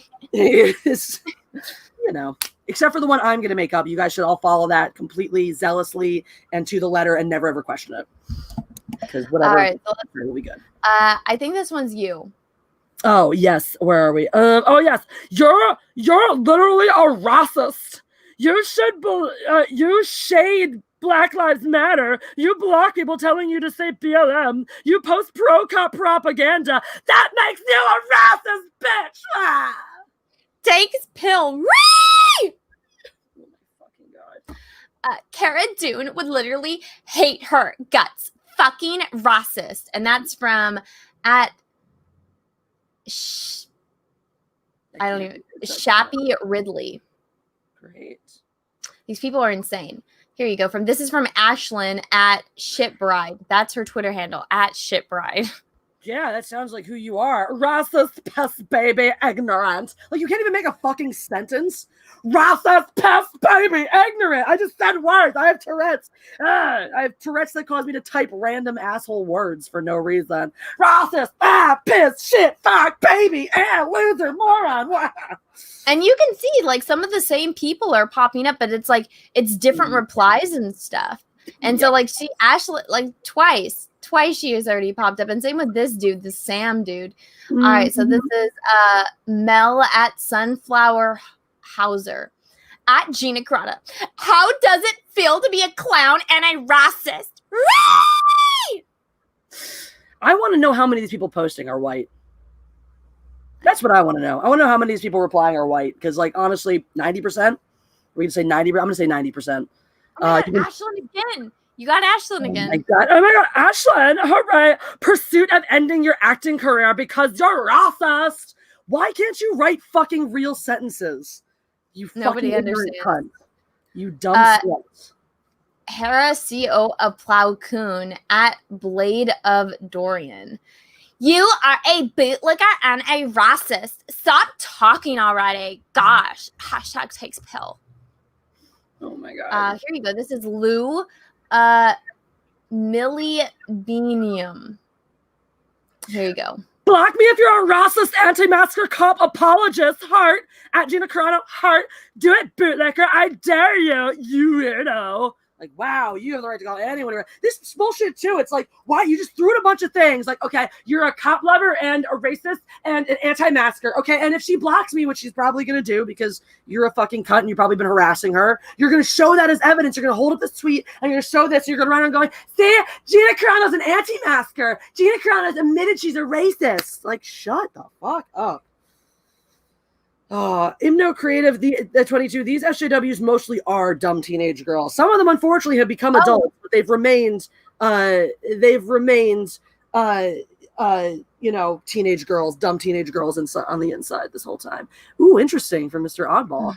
The man in the photo, who was married to a Jewish woman, was later killed by the Nazis after they forced him in a penal unit and he was killed in combat. So she is doing the thing that is agreed upon in the Jewish community as the most virtuous thing you can do pretty much in relation to the Holocaust and its victims, is remember them, is laud them, is hold them up, is point them out, and is remember them. And that's something, we were asked when we went to the Children's Memorial at Yad Vashem, which is the Holocaust Museum in Jerusalem. My group, we went in, and it's this beautiful and very sad building dedicated to the children who lost their lives. And it's a couple voice reading just the names of them. It's a completely dark room, and it's all mirrors and candles. So the candlelight's refracted like it's thousands and thousands of stars. And you stand there and you listen to the names of these people as cats. You listen to the names of these people, and what they asked us all to do is remember one of them, carry one of them with us, come outside and share it, and carry that with you. It's the Auschwitz Memorial Twitter account. Most of what they just do is just post little blurbs about people who have died, confirms victims of the Holocaust, post something about them, who they are, and et cetera, because these people deserve to be remembered. They didn't deserve what happened to them. They deserve to be remembered. So what Gina Carano is actually doing is, again, in Judaism, the most virtuous thing you can do regarding those of us lost in a situation like that. And I went to the Holocaust Museum in Berlin. And the room that really got me was the one with all the kids, because it shows this big picture of these 16 Jewish kids, and they're only one survived. And I'm like, oh my God, no! Oh, the babies, nope. It's rough. There's a few moments in Yad Vashem where I actually just straight up started crying. And I don't usually about this stuff. I've seen I've been digesting this information since I was a kid. But I have to say the Holocaust Museum in Washington D.C. is excellent. It's got a hall of shoes. And this is the really fucked up thing too. So many that there's that classic hall of shoes. It's a big thing in the one in Washington D.C. And it's just you walk through a hallway and it's just piled high with shoes of the dead. They're not the only Holocaust museum to have a massive hallway full of shoes of victims. Those are all over the world because there are that many empty shoes.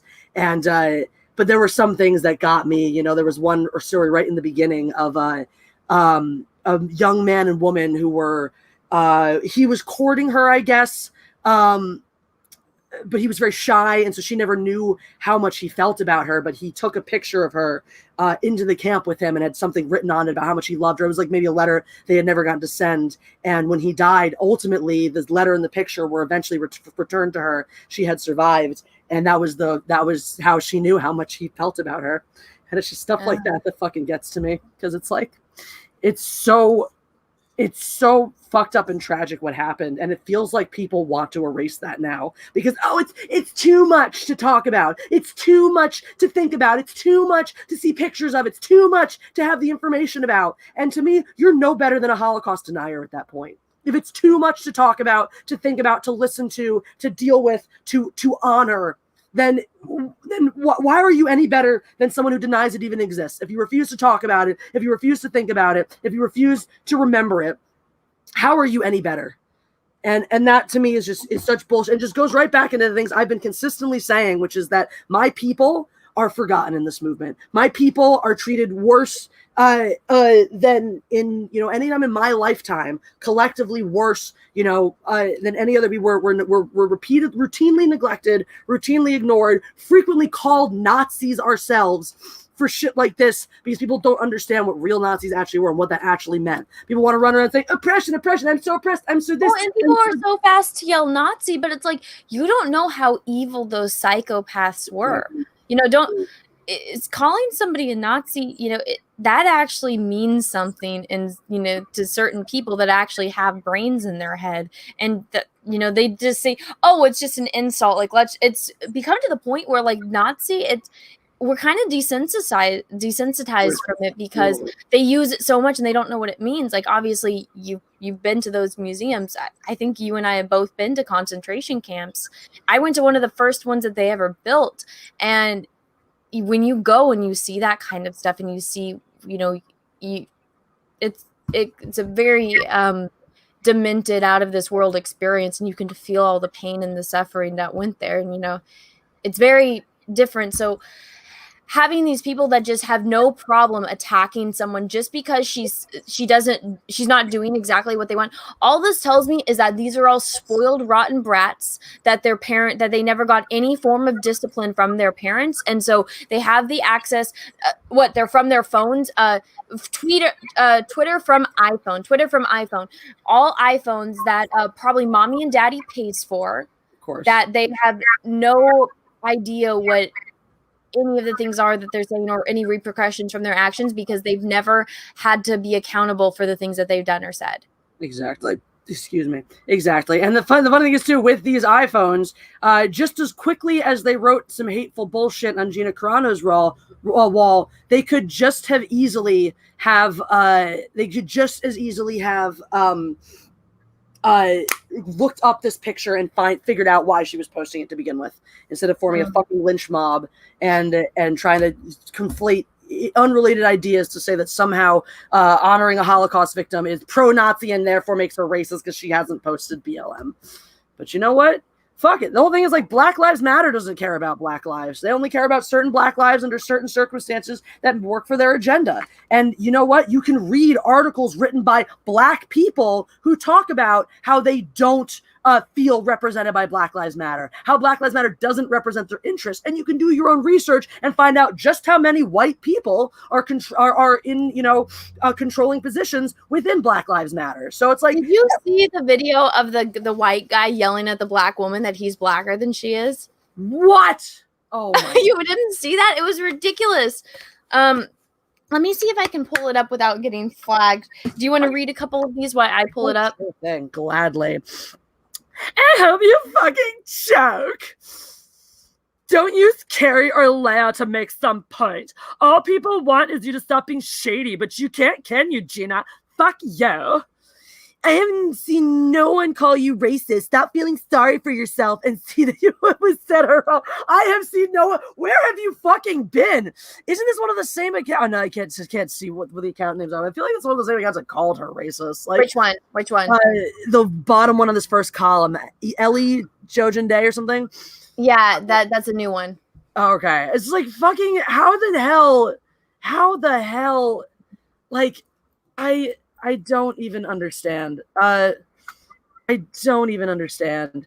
I want to look up now just before I realize I just want to go back into. Okay, so she's Italian American, so she is technically white. But who effing cares? Yes. Shut up, white woman. Post links to BLM and links to help donate to POC, you bootlicker. People on Stan Twitter shouldn't need to bloody educate you on this stuff. If you don't need educating, go research it yourself. Yeah, you fucking research shit yourself. If the trash were to really take itself out, you would have been deactivated your account. You would have deactivated your account, but unfortunately, you're still here. Fuck you. Shut the fuck up, lady. None of the people you blocked were trolls. They were people who actually give a shit about world issues, unlike you. The only trash around here is you. And what the fuck do you do for world issues? You sit on your fucking keyboard and tweet hateful, ignorant shit to other people. Jesus Christ. What even does ACAB stand for? Say BLM and ACAB, Gina. It's like, how do you not understand that you're fucking, everyone is, say it, say Black Lives Matter, say BLM, say it. You are a fucking bullying hate mob. How do you not fucking realize this? It is like textbook, classic. You are fucking, and you are a goddamn hate mob. It's like you're holding people, it's like you're virtually trying to hold people against the wall at gunpoint and tell them to say what you want them to say. And even when they fucking do, you're not going to be satisfied because you're all fucking insane. What is wrong with you fucking people? Sorry, I'm a little mad, a little riled up. Okay, I found it. I don't know if I'm going to get flagged for this, but let me pull it up onto here. Okay, so let's make this big. Oh, you know what? I don't think I'm sharing audio. Let me do this one more time. Yeah, I don't know if I'm... Oh, that's weird. Fucking A. I hate that. Okay, there we go. Okay, so I'm going to have to mute myself, but it's ridiculous. Oh my God.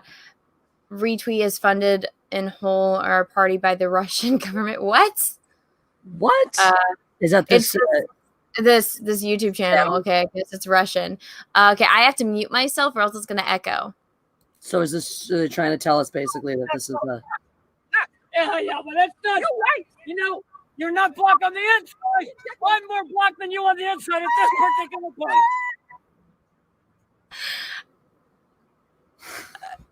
You want to talk about who's being the privileged one here?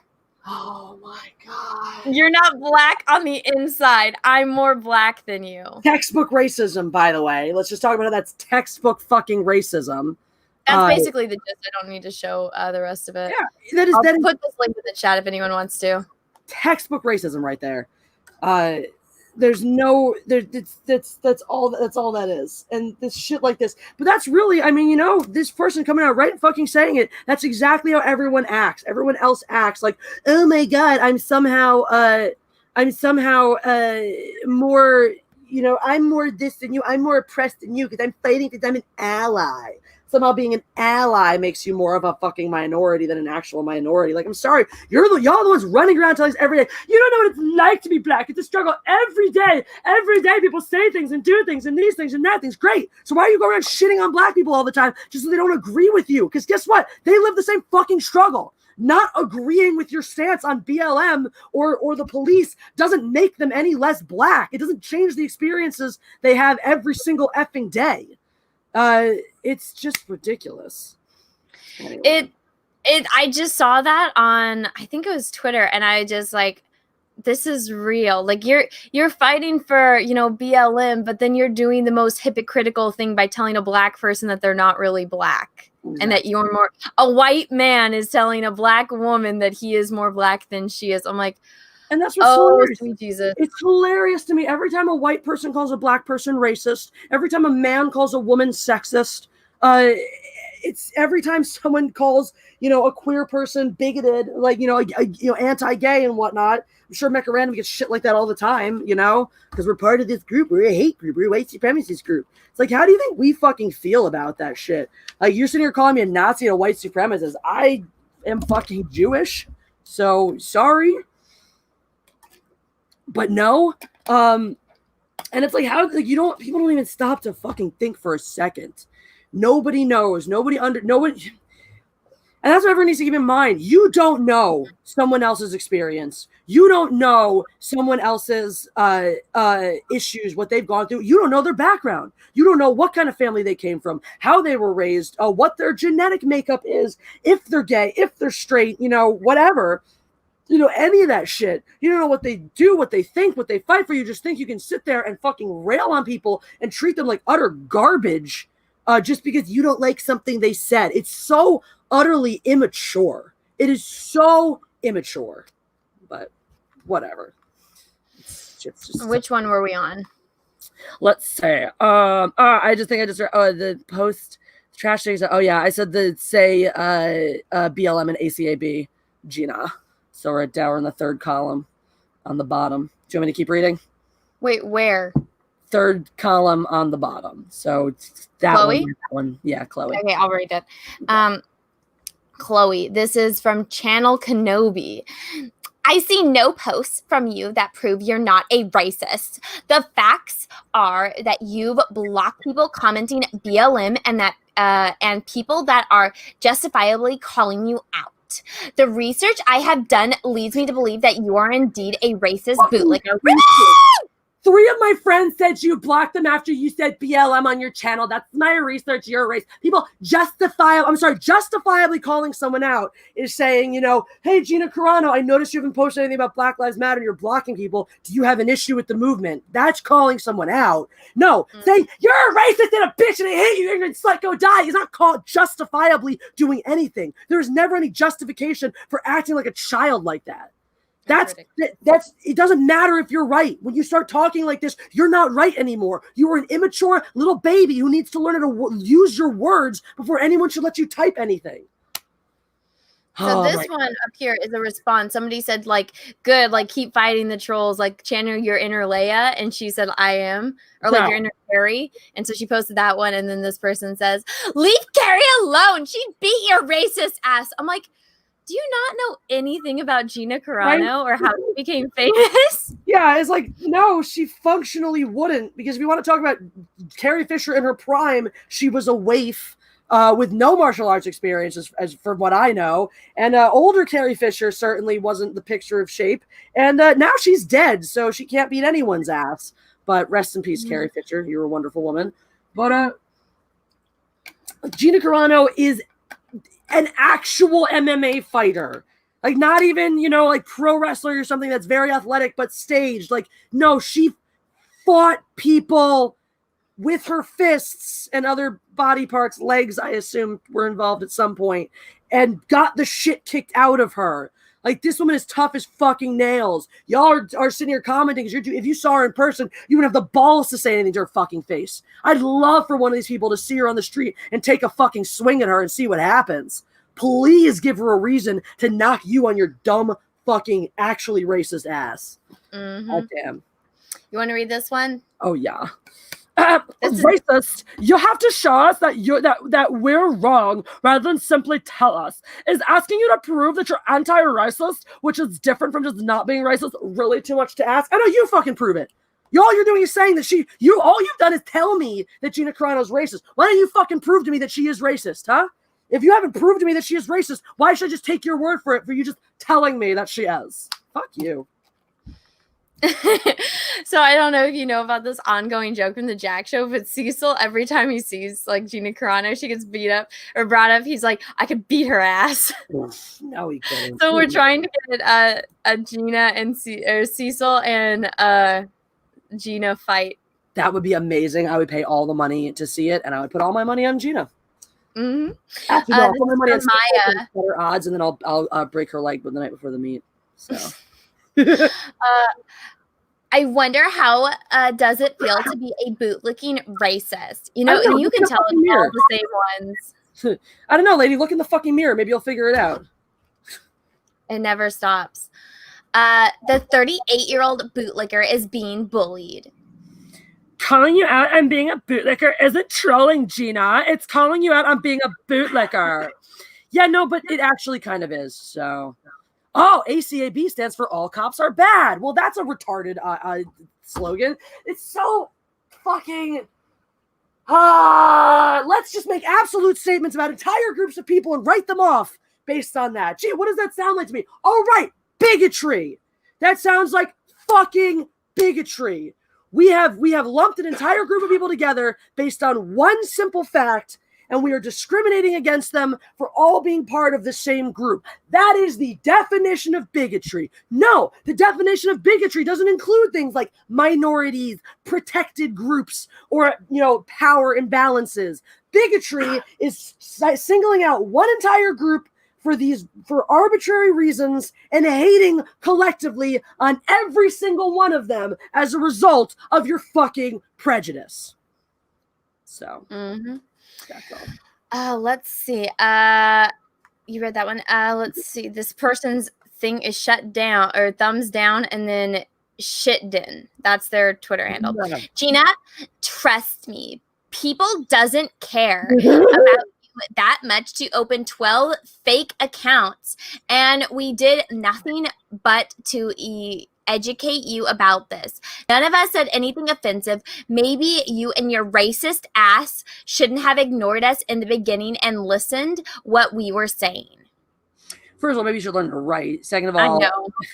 it's the fucking idiocy. There are no trolls here. There are no trolls here. There are no trolls here. Why? Because you haven't seen evidence of them because they were already blocked, or because you refuse to look, or because you scroll past every troll account and go, yep, seems legit. Yep, seems legit. You read that fucking, reposted one with all the emojis added 8,000 different times, and you're like, yep, seems legit. Yep, seems legit, because you're a fucking retard. Jesus Christ. All right, let's see. This is Izzy, and it's at shit Catara. Oh no, I'm Gina Carano, and I'm being bullied by teenagers on the internet. That's you, and it shows like her on a baby.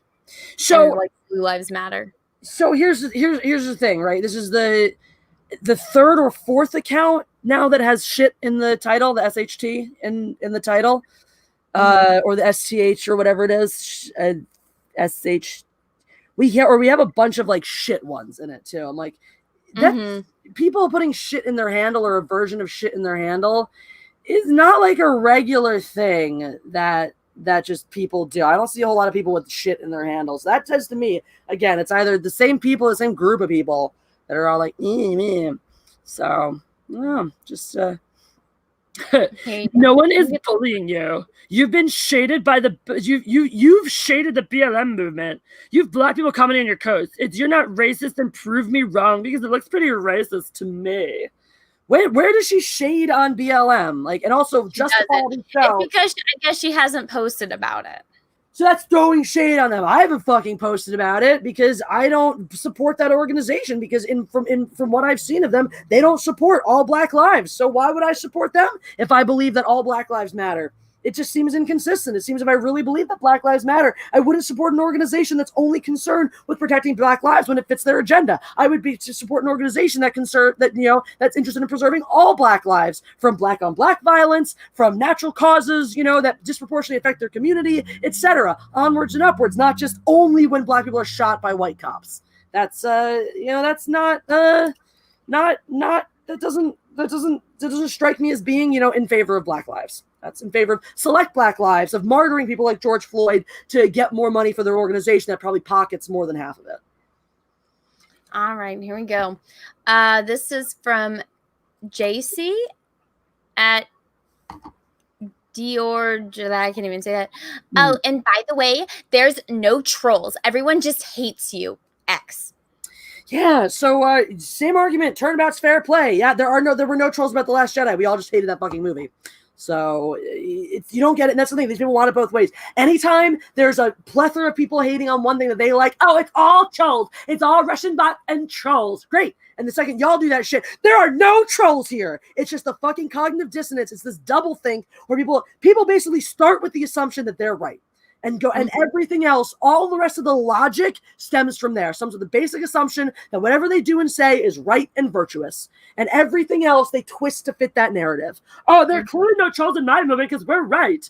Oh, there are clearly clearly there are no bots here because we're right. Clearly those are all bots because they are wrong. Clearly it is fine if I say a totally offensive shit to whoever I want to, as long as they demonstrate they don't follow my ideology, because my ideology is right and I'm virtuous, and therefore I have the right to insult, hurt, kick, ruin, murder anyone I want to who doesn't fall in line. And that's the actual logic that they convince themselves is somehow right and virtuous.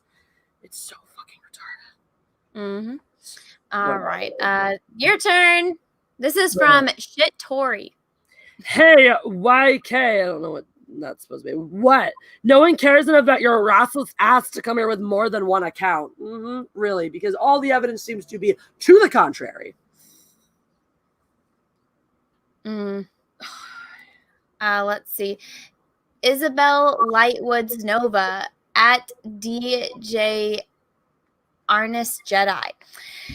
She really thinks we would create 12 fake accounts just for her laughing emoji. But anyways, you call people cowards. But who is the one blocking people for calling you out on your racist bootlicking behavior? And they all use the exact same terminology. I swear, it's like maybe like 6 kids on Discord that all, plot together bot accounts and just harass this woman with the same terminology. It's the new button word. Some little cocoon of them is like bootlicker. That's what we're going to call everyone who supports the cops. That's the new racist. And you just go fucking tell everyone, and everyone just parrots it mindlessly because it's not a real thing. There's no actual thought for yourself. Like, if you actually had real criticisms, let's hear some of them other than, you're a racist bootlicker, because that's all I hear. You're a cop apologist and a racist, and you threw shade on BLM, and you're a bootlicker. And that's literally it repeated over and over and fucking over again. If you have a real gripe with this woman, fucking say it, fucking spell it out, write it down. You don't school. That's only, again, it goes back to that. I am right, therefore I don't have to explain myself. I don't have to make a real point. All I have to do is bully and shame anybody who doesn't believe what I believe, because I know I'm right. We're operating on the base assumption that everything I do and say is right, and therefore anything I do and say in that pursuit is justified. No, it's not. Oh my God. Let's see. This is from Jasmine _ Shazamali. I promise you no one cares enough about you to make 12 other accounts to stalk you. I'm like, really, you don't say. And I mean, we'll pull up the next. This is the last one for this thread of data, or this post of Data Racer. So we'll pull up the next one that shows the 12 fake accounts, or I think there's actually more than 12 fake accounts. So show how much that is not true. Clearly, we shouldn't trust this bitch because she breaks her promises. Can you read this? Because I don't think there's a way I can zoom in. Shut the fuck up, lady. None of the people you blocked were trolls. They were people who actually give a shit about world issues, unlike you. The only trash around here is you, hun. Yeah, because totally condescending to women is a great way to make your point about how not racist and virtuous you are. Whatever. Lex, Mando's bitch. Yeah, right, man. I want to come near you with a 12 fucking pole. Oh, God. Let's see. I'm sorry that you're so triggered by teens and adults calling you out for being a cop apologist and a racist. Yeah, sorry. No one's... First of all, thanks for admitting that you're a fucking teenager. Second of all, nobody is triggered by the bullshit that teenagers say, so get over yourself. This is Obi Fan Kenobi. God. Imagine being a grown woman and thinking you're being bullied by a bunch of teenagers on the internet. And again, this minimizing your own bad behavior. Your own fucking bad behavior. Oh, I'm just a teenager, so I have the right to go on the internet and say whatever useless, hateful, asinine shit I want to, because I'm just a teenager. Get the fuck over yours. Bullying's bullying. Teenagers, kids, children, 10-year-olds have bullied other 10-year-olds into killing themselves. Look at me, the shit that teenagers can't be fucking bullies. Are you kidding? That sued from that school in Kentucky. Remember the kids at the Trump rally? Yeah. They were teenagers, and the whole thing blew up over that. Exactly. You know, that was the whole thing. Everyone, yelling at these teenagers for bullying this Native American, which is not even what was happening. There was that whole big story that happened. It was a picture of some teenagers wearing MAGA hats facing a Native American. And it turns out it was the teenagers against some other group, and the Native American was actually peacefully getting in between it, and the teenagers were completely respectful to them. Didn't stop them from getting doxxed. People fucking doxed kids, children. Huh? CNN did. CNN got sued and lost holy shit. Apparently CNN lost a lawsuit because they doxed these children. Really? Yeah, because it's totally fine to call out these evil bullies and dox children if they're on the wrong side of you, but that's exactly the point. You can do whatever you want to the people who think the wrong thing, and it is so fucking backwards. We have regressed so much as a society in the way that we think and the way that we interpersonally interact. It's so effing wrong. That's all. Let's see. Where were we? Oh, that was the last one. All right. So this is another one that says bot accounts harassing Gina Carano will post the same message within 1 minute of each other, matching profiles with hashtag or not hashtag as she/her BLMACAB. I don't know what that means. Bios that change the name and layout. Actual proof of someone using bots to bully a female Star Wars actress. Mm-hmm. Okay, so this is promise you no one cares enough about you to make 12 other accounts to stalk you. These are the accounts, and we actually read some of this one, the Maxwell Lord. Oh yeah, yeah, that's right. Yeah, those are all definitely the same person. Or those are all definitely individual, distinct people who are individually, all just happen to have the exact same name and profile picture, and totally, they're all just twins. They're all just it's sextuplets who are all named Maxwell and have the same fucking picture. Clearly, that makes so much sense. People are so dumb. People are so effing dumb. I don't like the proof is. Here we go. Same one. So we are Maxwell Lord, and it's like the same one over and over. Oh, and these are at Data Racer, actually, in Data Racer's own chat. We are Maxwell Lord. Yep. And so here's the same one. Now we obviously don't have to read it, but let's see. So, oh my God, this Allie one is like over and over again, but you can tell it's on different threads because it shows you the @s and like what the replies are. And so it basically just took her tweet, about how if you're just screaming at someone, wouldn't you do research, and then they just put in emojis in there. A bunch of random emojis and fucking. So you don't think the bot accounts, like, come on. Yeah, totally. Someone just did that. That makes sense. Somebody would totally just do that for no reason. It doesn't make any sense. Does not make any sense. Oh, there we go. Let me. Interesting. I saw a couple people saying that they were having trouble with StreamYards, and I have it open off to the side, just because it's a few minutes, or it's like 10 seconds behind, but it kind of craps out on the stream. That's weird. Let's see. Weird. Okay. So yeah, then these are all, I think this is the same one. So this is the same one that he posted earlier. And all of these people posting the memes of her. I saw that where they put her like face on a baby and then they put it on something else. That's stupid. Yeah. Guy Ferrari was such a perfect Cara Dune, couldn't have casted anyone better. What is the whole meme with Guy Ferrari? What does that have to do with anything? I have no idea. I don't know. I don't like Guy Fieri, but I don't know why his face is all over Gina Carano's body all of a sudden. People being assholes, I guess. Is there people in the chat? Can you let me know, like, what is the joke? Because I'm missing it here. I don't get it either. I don't know why. Probably just to make her ugly. I don't know. Well, what is the whole joke with Guy Ferrari? I have no idea. Goes to prove they can't even mean exactly. I don't get the joke. Maybe it's something that, like, I don't know, 12-year-olds get, but I don't know. It probably makes sense to them. I don't know. All right, whatever. So then these are all just the replies to it. I went and I looked at Gina Carano's actual, like, Twitter, and it was a fucking mess when you actually scroll through and you see what everyone is saying directly to her. It's ridiculous.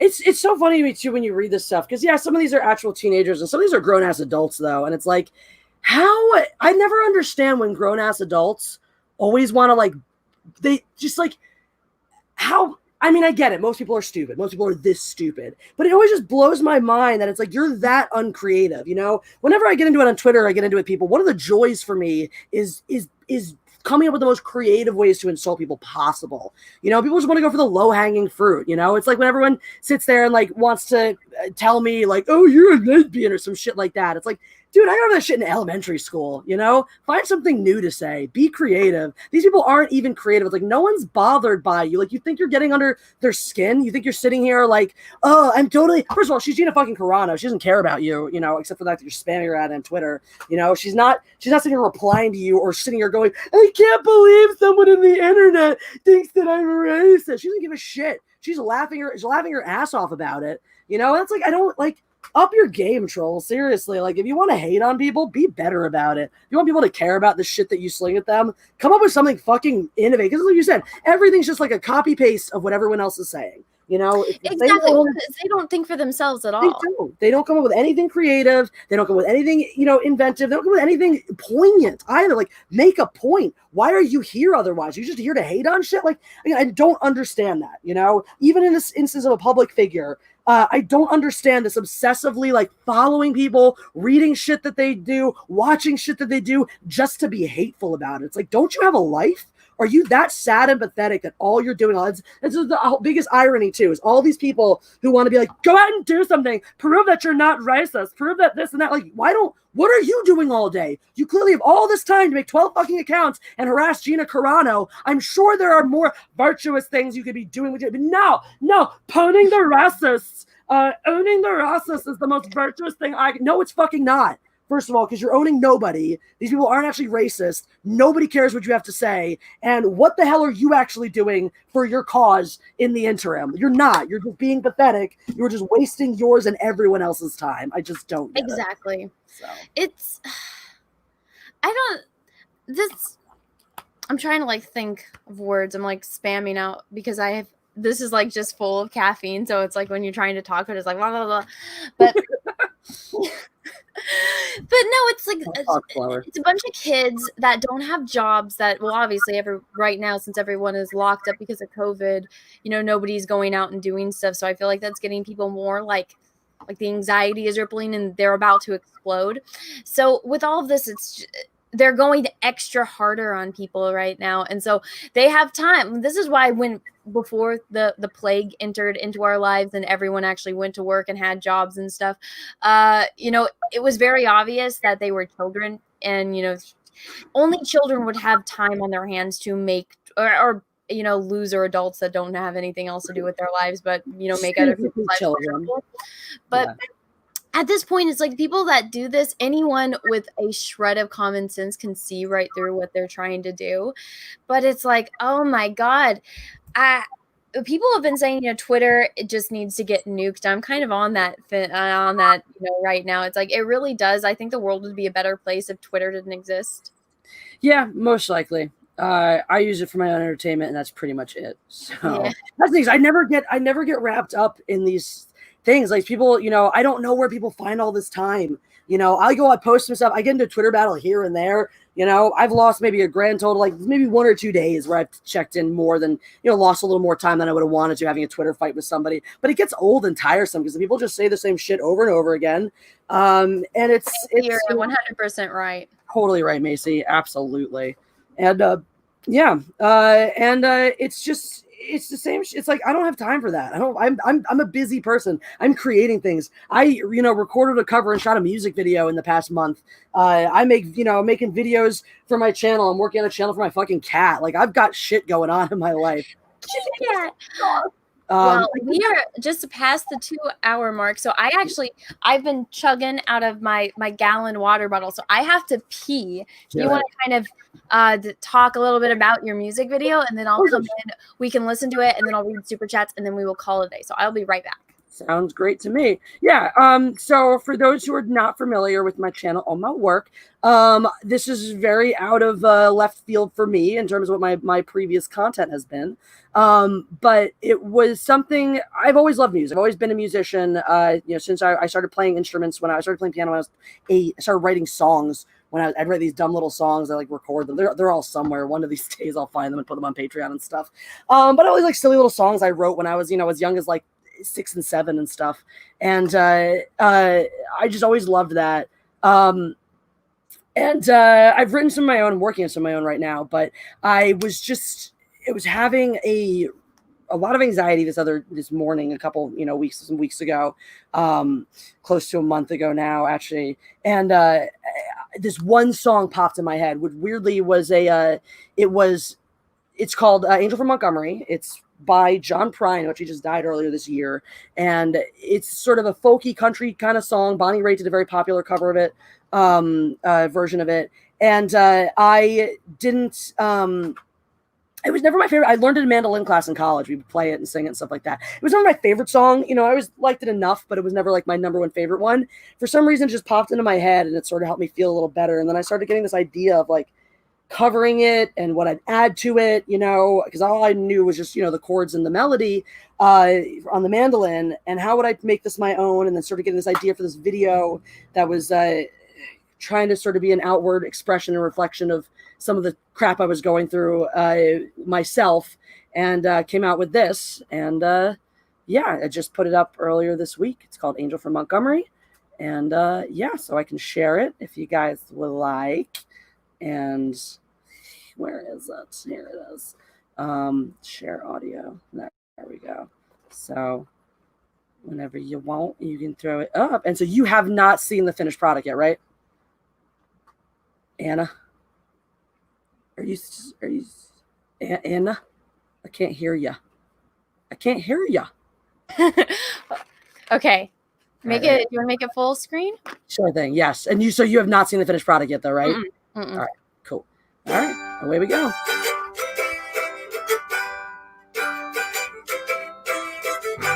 I'm an old woman, named after my mother. Old man is another child that's grown old. Dreams of thunder, lightning was desire. This old house would have burned down a long time ago. Make me an angel, flies from Montgomery. Make me a poster, old rodeo. Just give me one thing I can hold on to. Believe in this living, it's just a hard way to go.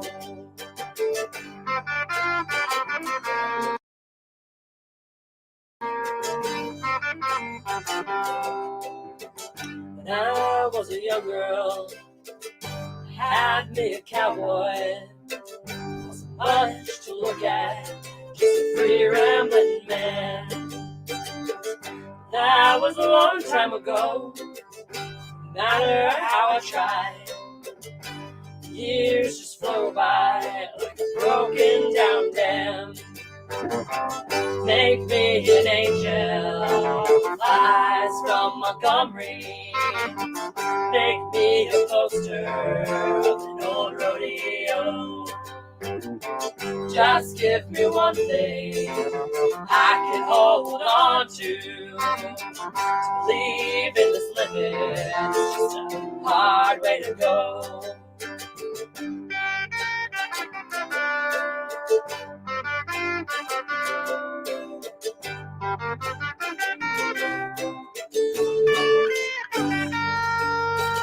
There's flies in the kitchen, I hear all the buzzing.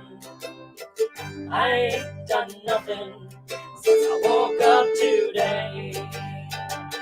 What the hell kind of person goes to work in the morning, comes home in the evening, nothing to say? Make me an angel, flies from Montgomery. Make me a poster for an old rodeo. Just give me one thing I can hold on to. Believe in this living, it's just a hard way to go. Make me an angel that flies from Montgomery. Make me a poster from an old rodeo. Just give me one thing I can hold on to. Live in this living, it's just a hard way to go.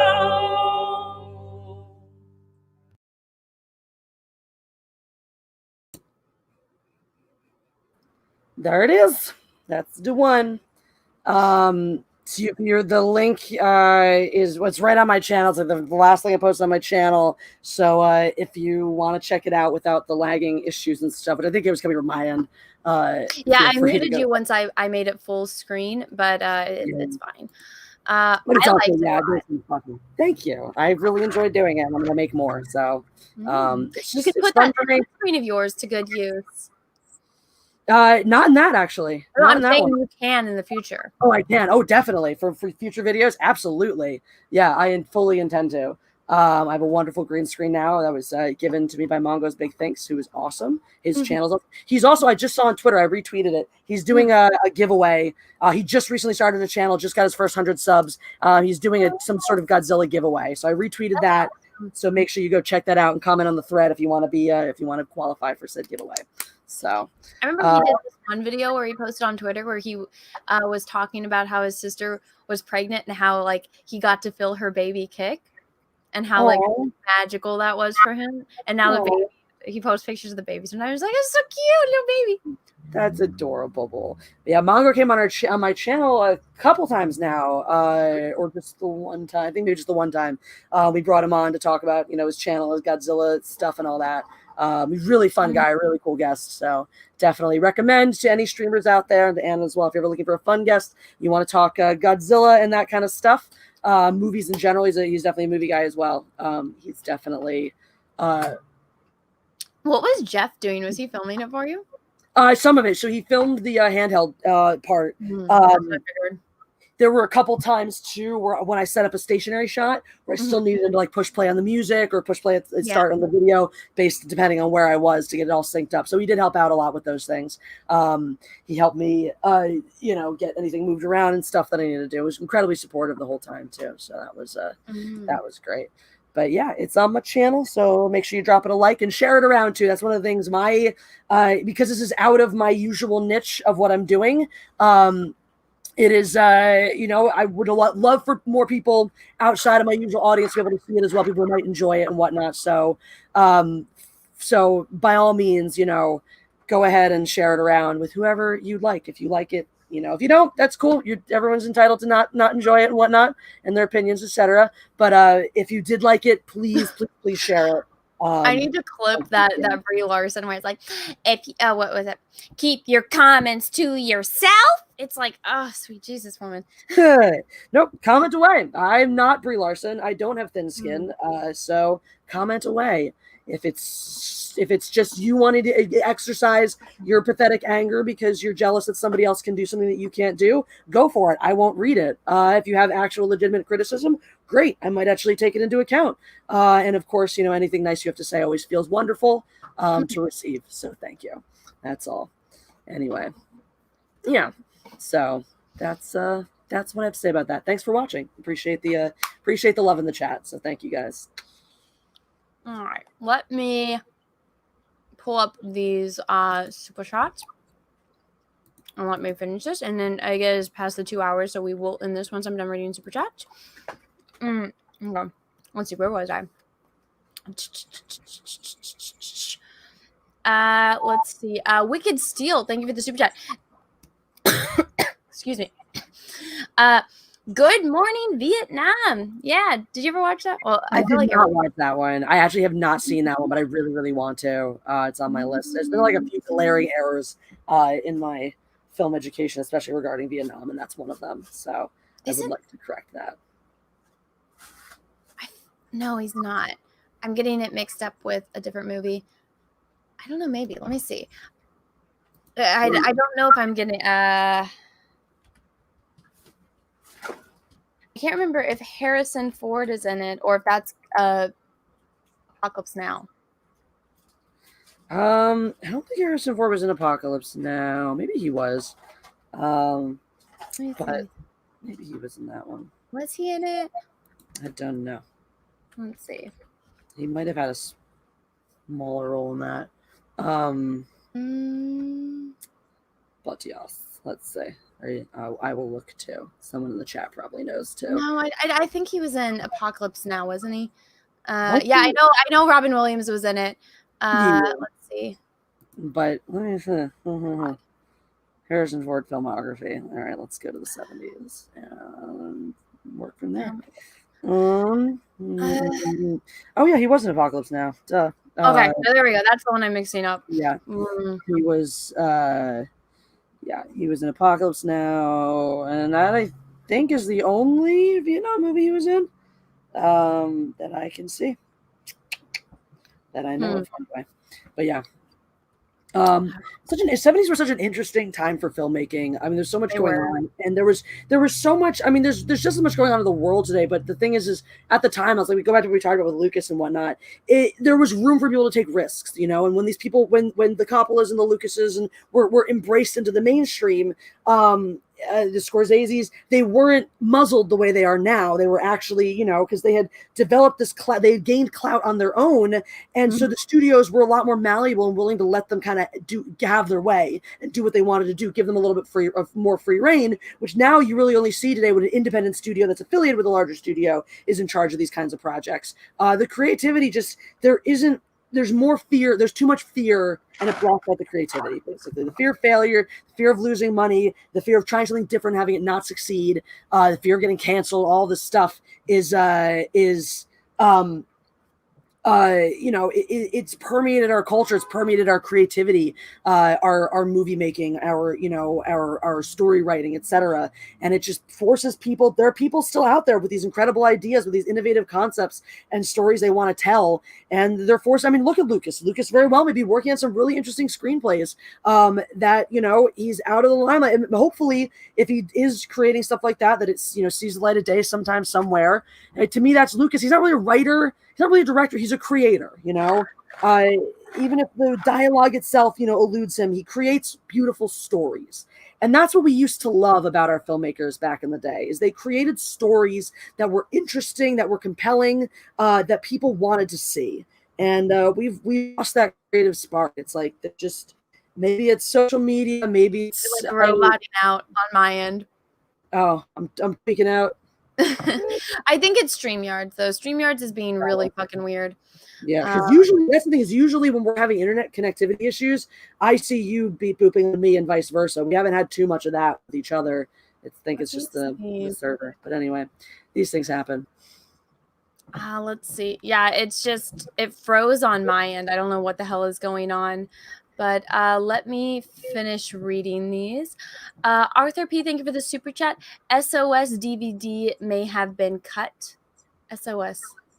I don't think he's meaning like the actual SOS. What a SOS DVD may have been cut. What does SOS stand for? Aside from like the regular SOS, is that a movie? I don't know. I don't know. Oh well, this is a mystery to us. If anyone knows what that means, let us know. We will. Aside from the regular terminology of what SOS means, is that a movie that came out? Is there some? Yeah, I don't know. I'll read a couple more of these. Let's see. Doyle Hargrave, thank you for super chat. Gina should challenge them to handle this in real life.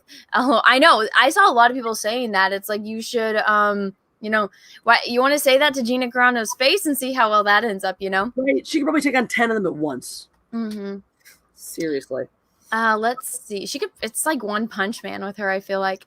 Let's see. Audio is out of sync. Oh, that doesn't surprise me. That might have been on the music video too, because it's not in the actual video. If you watch it, it just is lagging a little bit when we were playing it. So I don't know when that super chat came in, but if it was related to that, that may be why. Let's see. Macy Van Dusen, thank you for the super chat.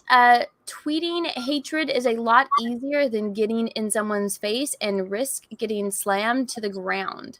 That's true. They have no problem saying it behind a keyboard, but all of these people would never say it to their face, That is one of my policies, is I will never post anything online that I will not say to someone's face.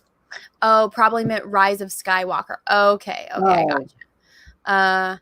Yeah, okay, that makes sense. It was probably just a typo. Happens all the time. It's okay.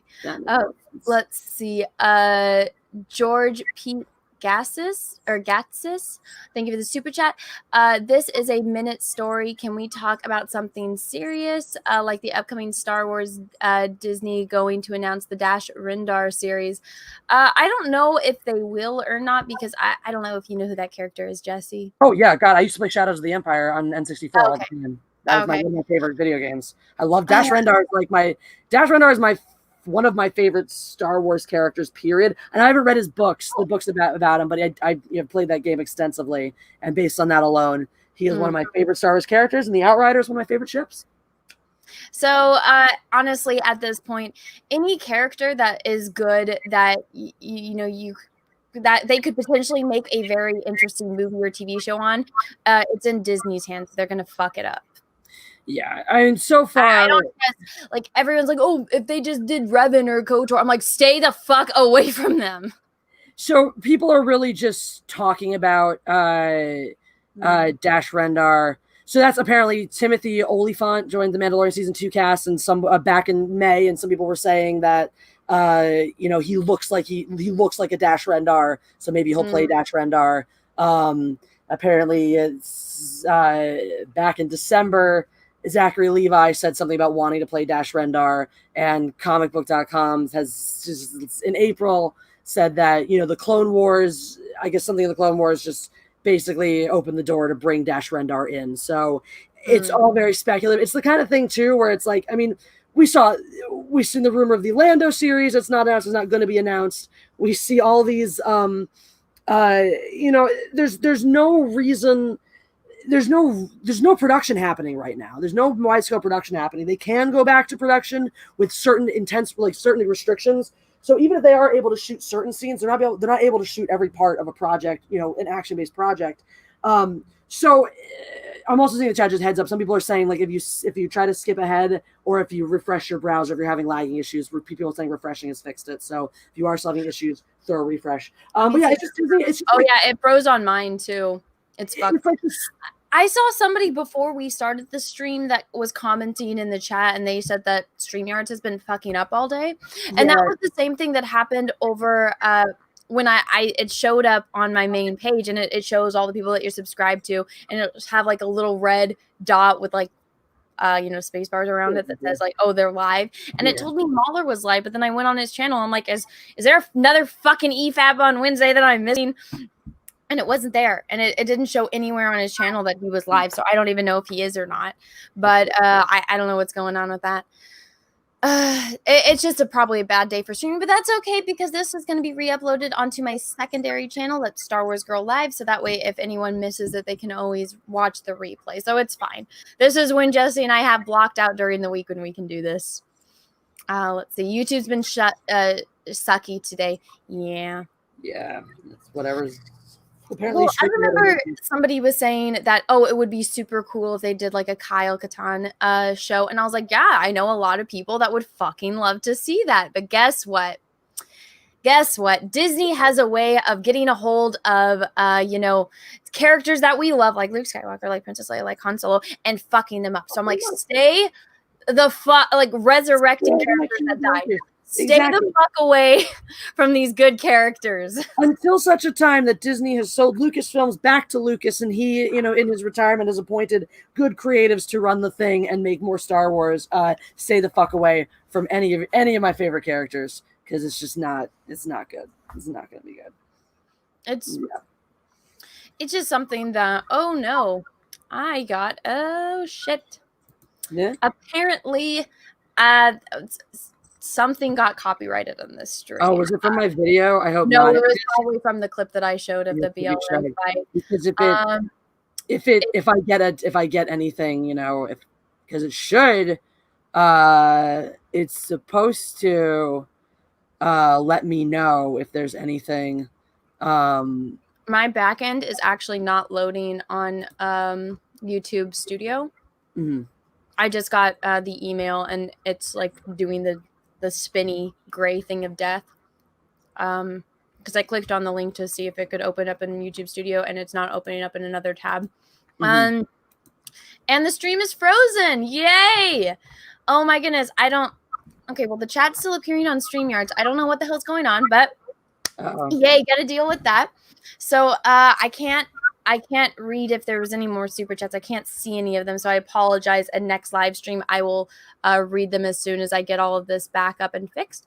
Jessi, is there anything you want to say or plug or shill before we end the stream? Everyone go follow @shitpancake on Twitter. That's my kitty who's been sleeping down here next to me this whole time, because he's going to be a little star real soon. He's going to be a star. So make sure you follow Shitpancake. That's all. It's not frozen for them. Yay. Okay. So you guys are fine. It's just my end that it's probably because I got flagged. Yay. Fun stuff. Yeah, so go follow Pancake. Go check out Jessi's YouTube video. Also, I just got this in yesterday because I dropped it off to get framed. Look at this, guys. And the video is going to be out soon of me painting Qui-Gon. So, yeah. Got it framed. Once I'm done filming the before and after video, well, obviously, the before part, I'm just saying, I'm going to be painting this, and the after is like, this is the painting. So the art video of me painting Qui-Gon will be up soon. There are prints of this available on my Etsy, and my Teespring is up, and so I have this on like a t-shirt and like sweatshirts and stuff. I saw it under your video, so you got that synced with your YouTube right there. It looks fantastic. I'm gonna have to buy one of these shirts because it looks amazing. So thank you. You were there when I was like making the shirt. It was fun. That was fun watching you do that. So there's different ways you can frame oil paintings. This is one where it doesn't have glass, so it's open, so you can see the canvas. This is actually, more. The glass kind of like hinders, I feel like, the experience. And when you go to museums, like, unless there's something going on with it, like decomposing, you won't see it behind glass. You just see it up. So that's how, like, this is framed. It's a thicker canvas, so it's one of these. So it's framed. Originally, I think Ryan was saying that Ryan is going to be the lucky owner of this, that he wanted something possibly silver. But when I was at the store looking at frames, this one, like, the lady put it up against it, and I was like, that works. That's perfect. I love it, because I love the way like this and like the light and everything. So I hope that you like it. And once I film the video, I'm going to package this as safely as possible. Both of the cats were absolutely fascinated by this, and they wanted to play with it. And I was like, stay away. It's like, stay away. Jeebus. So this, the art video on this will be up soon. I'm really excited, and yeah. Right. What do you guys think? Do you guys like it? This is me shamelessly plugging. That's awesome. Okay, good. I love it. I think it's incredible. So you already know I think it's great. And I was almost done with HK, and then my elbow touched it. Or not my elbow. I can't even get this paint off. That's the problem with oil paints. It's almost done. I have to fix this. I have to hide my signature in here because I have a really bad habit of forgetting to sign it, because it's such a bitch to sign something when you're painting. So I need to obviously paint this, and then this, and then this, and then it'll be done.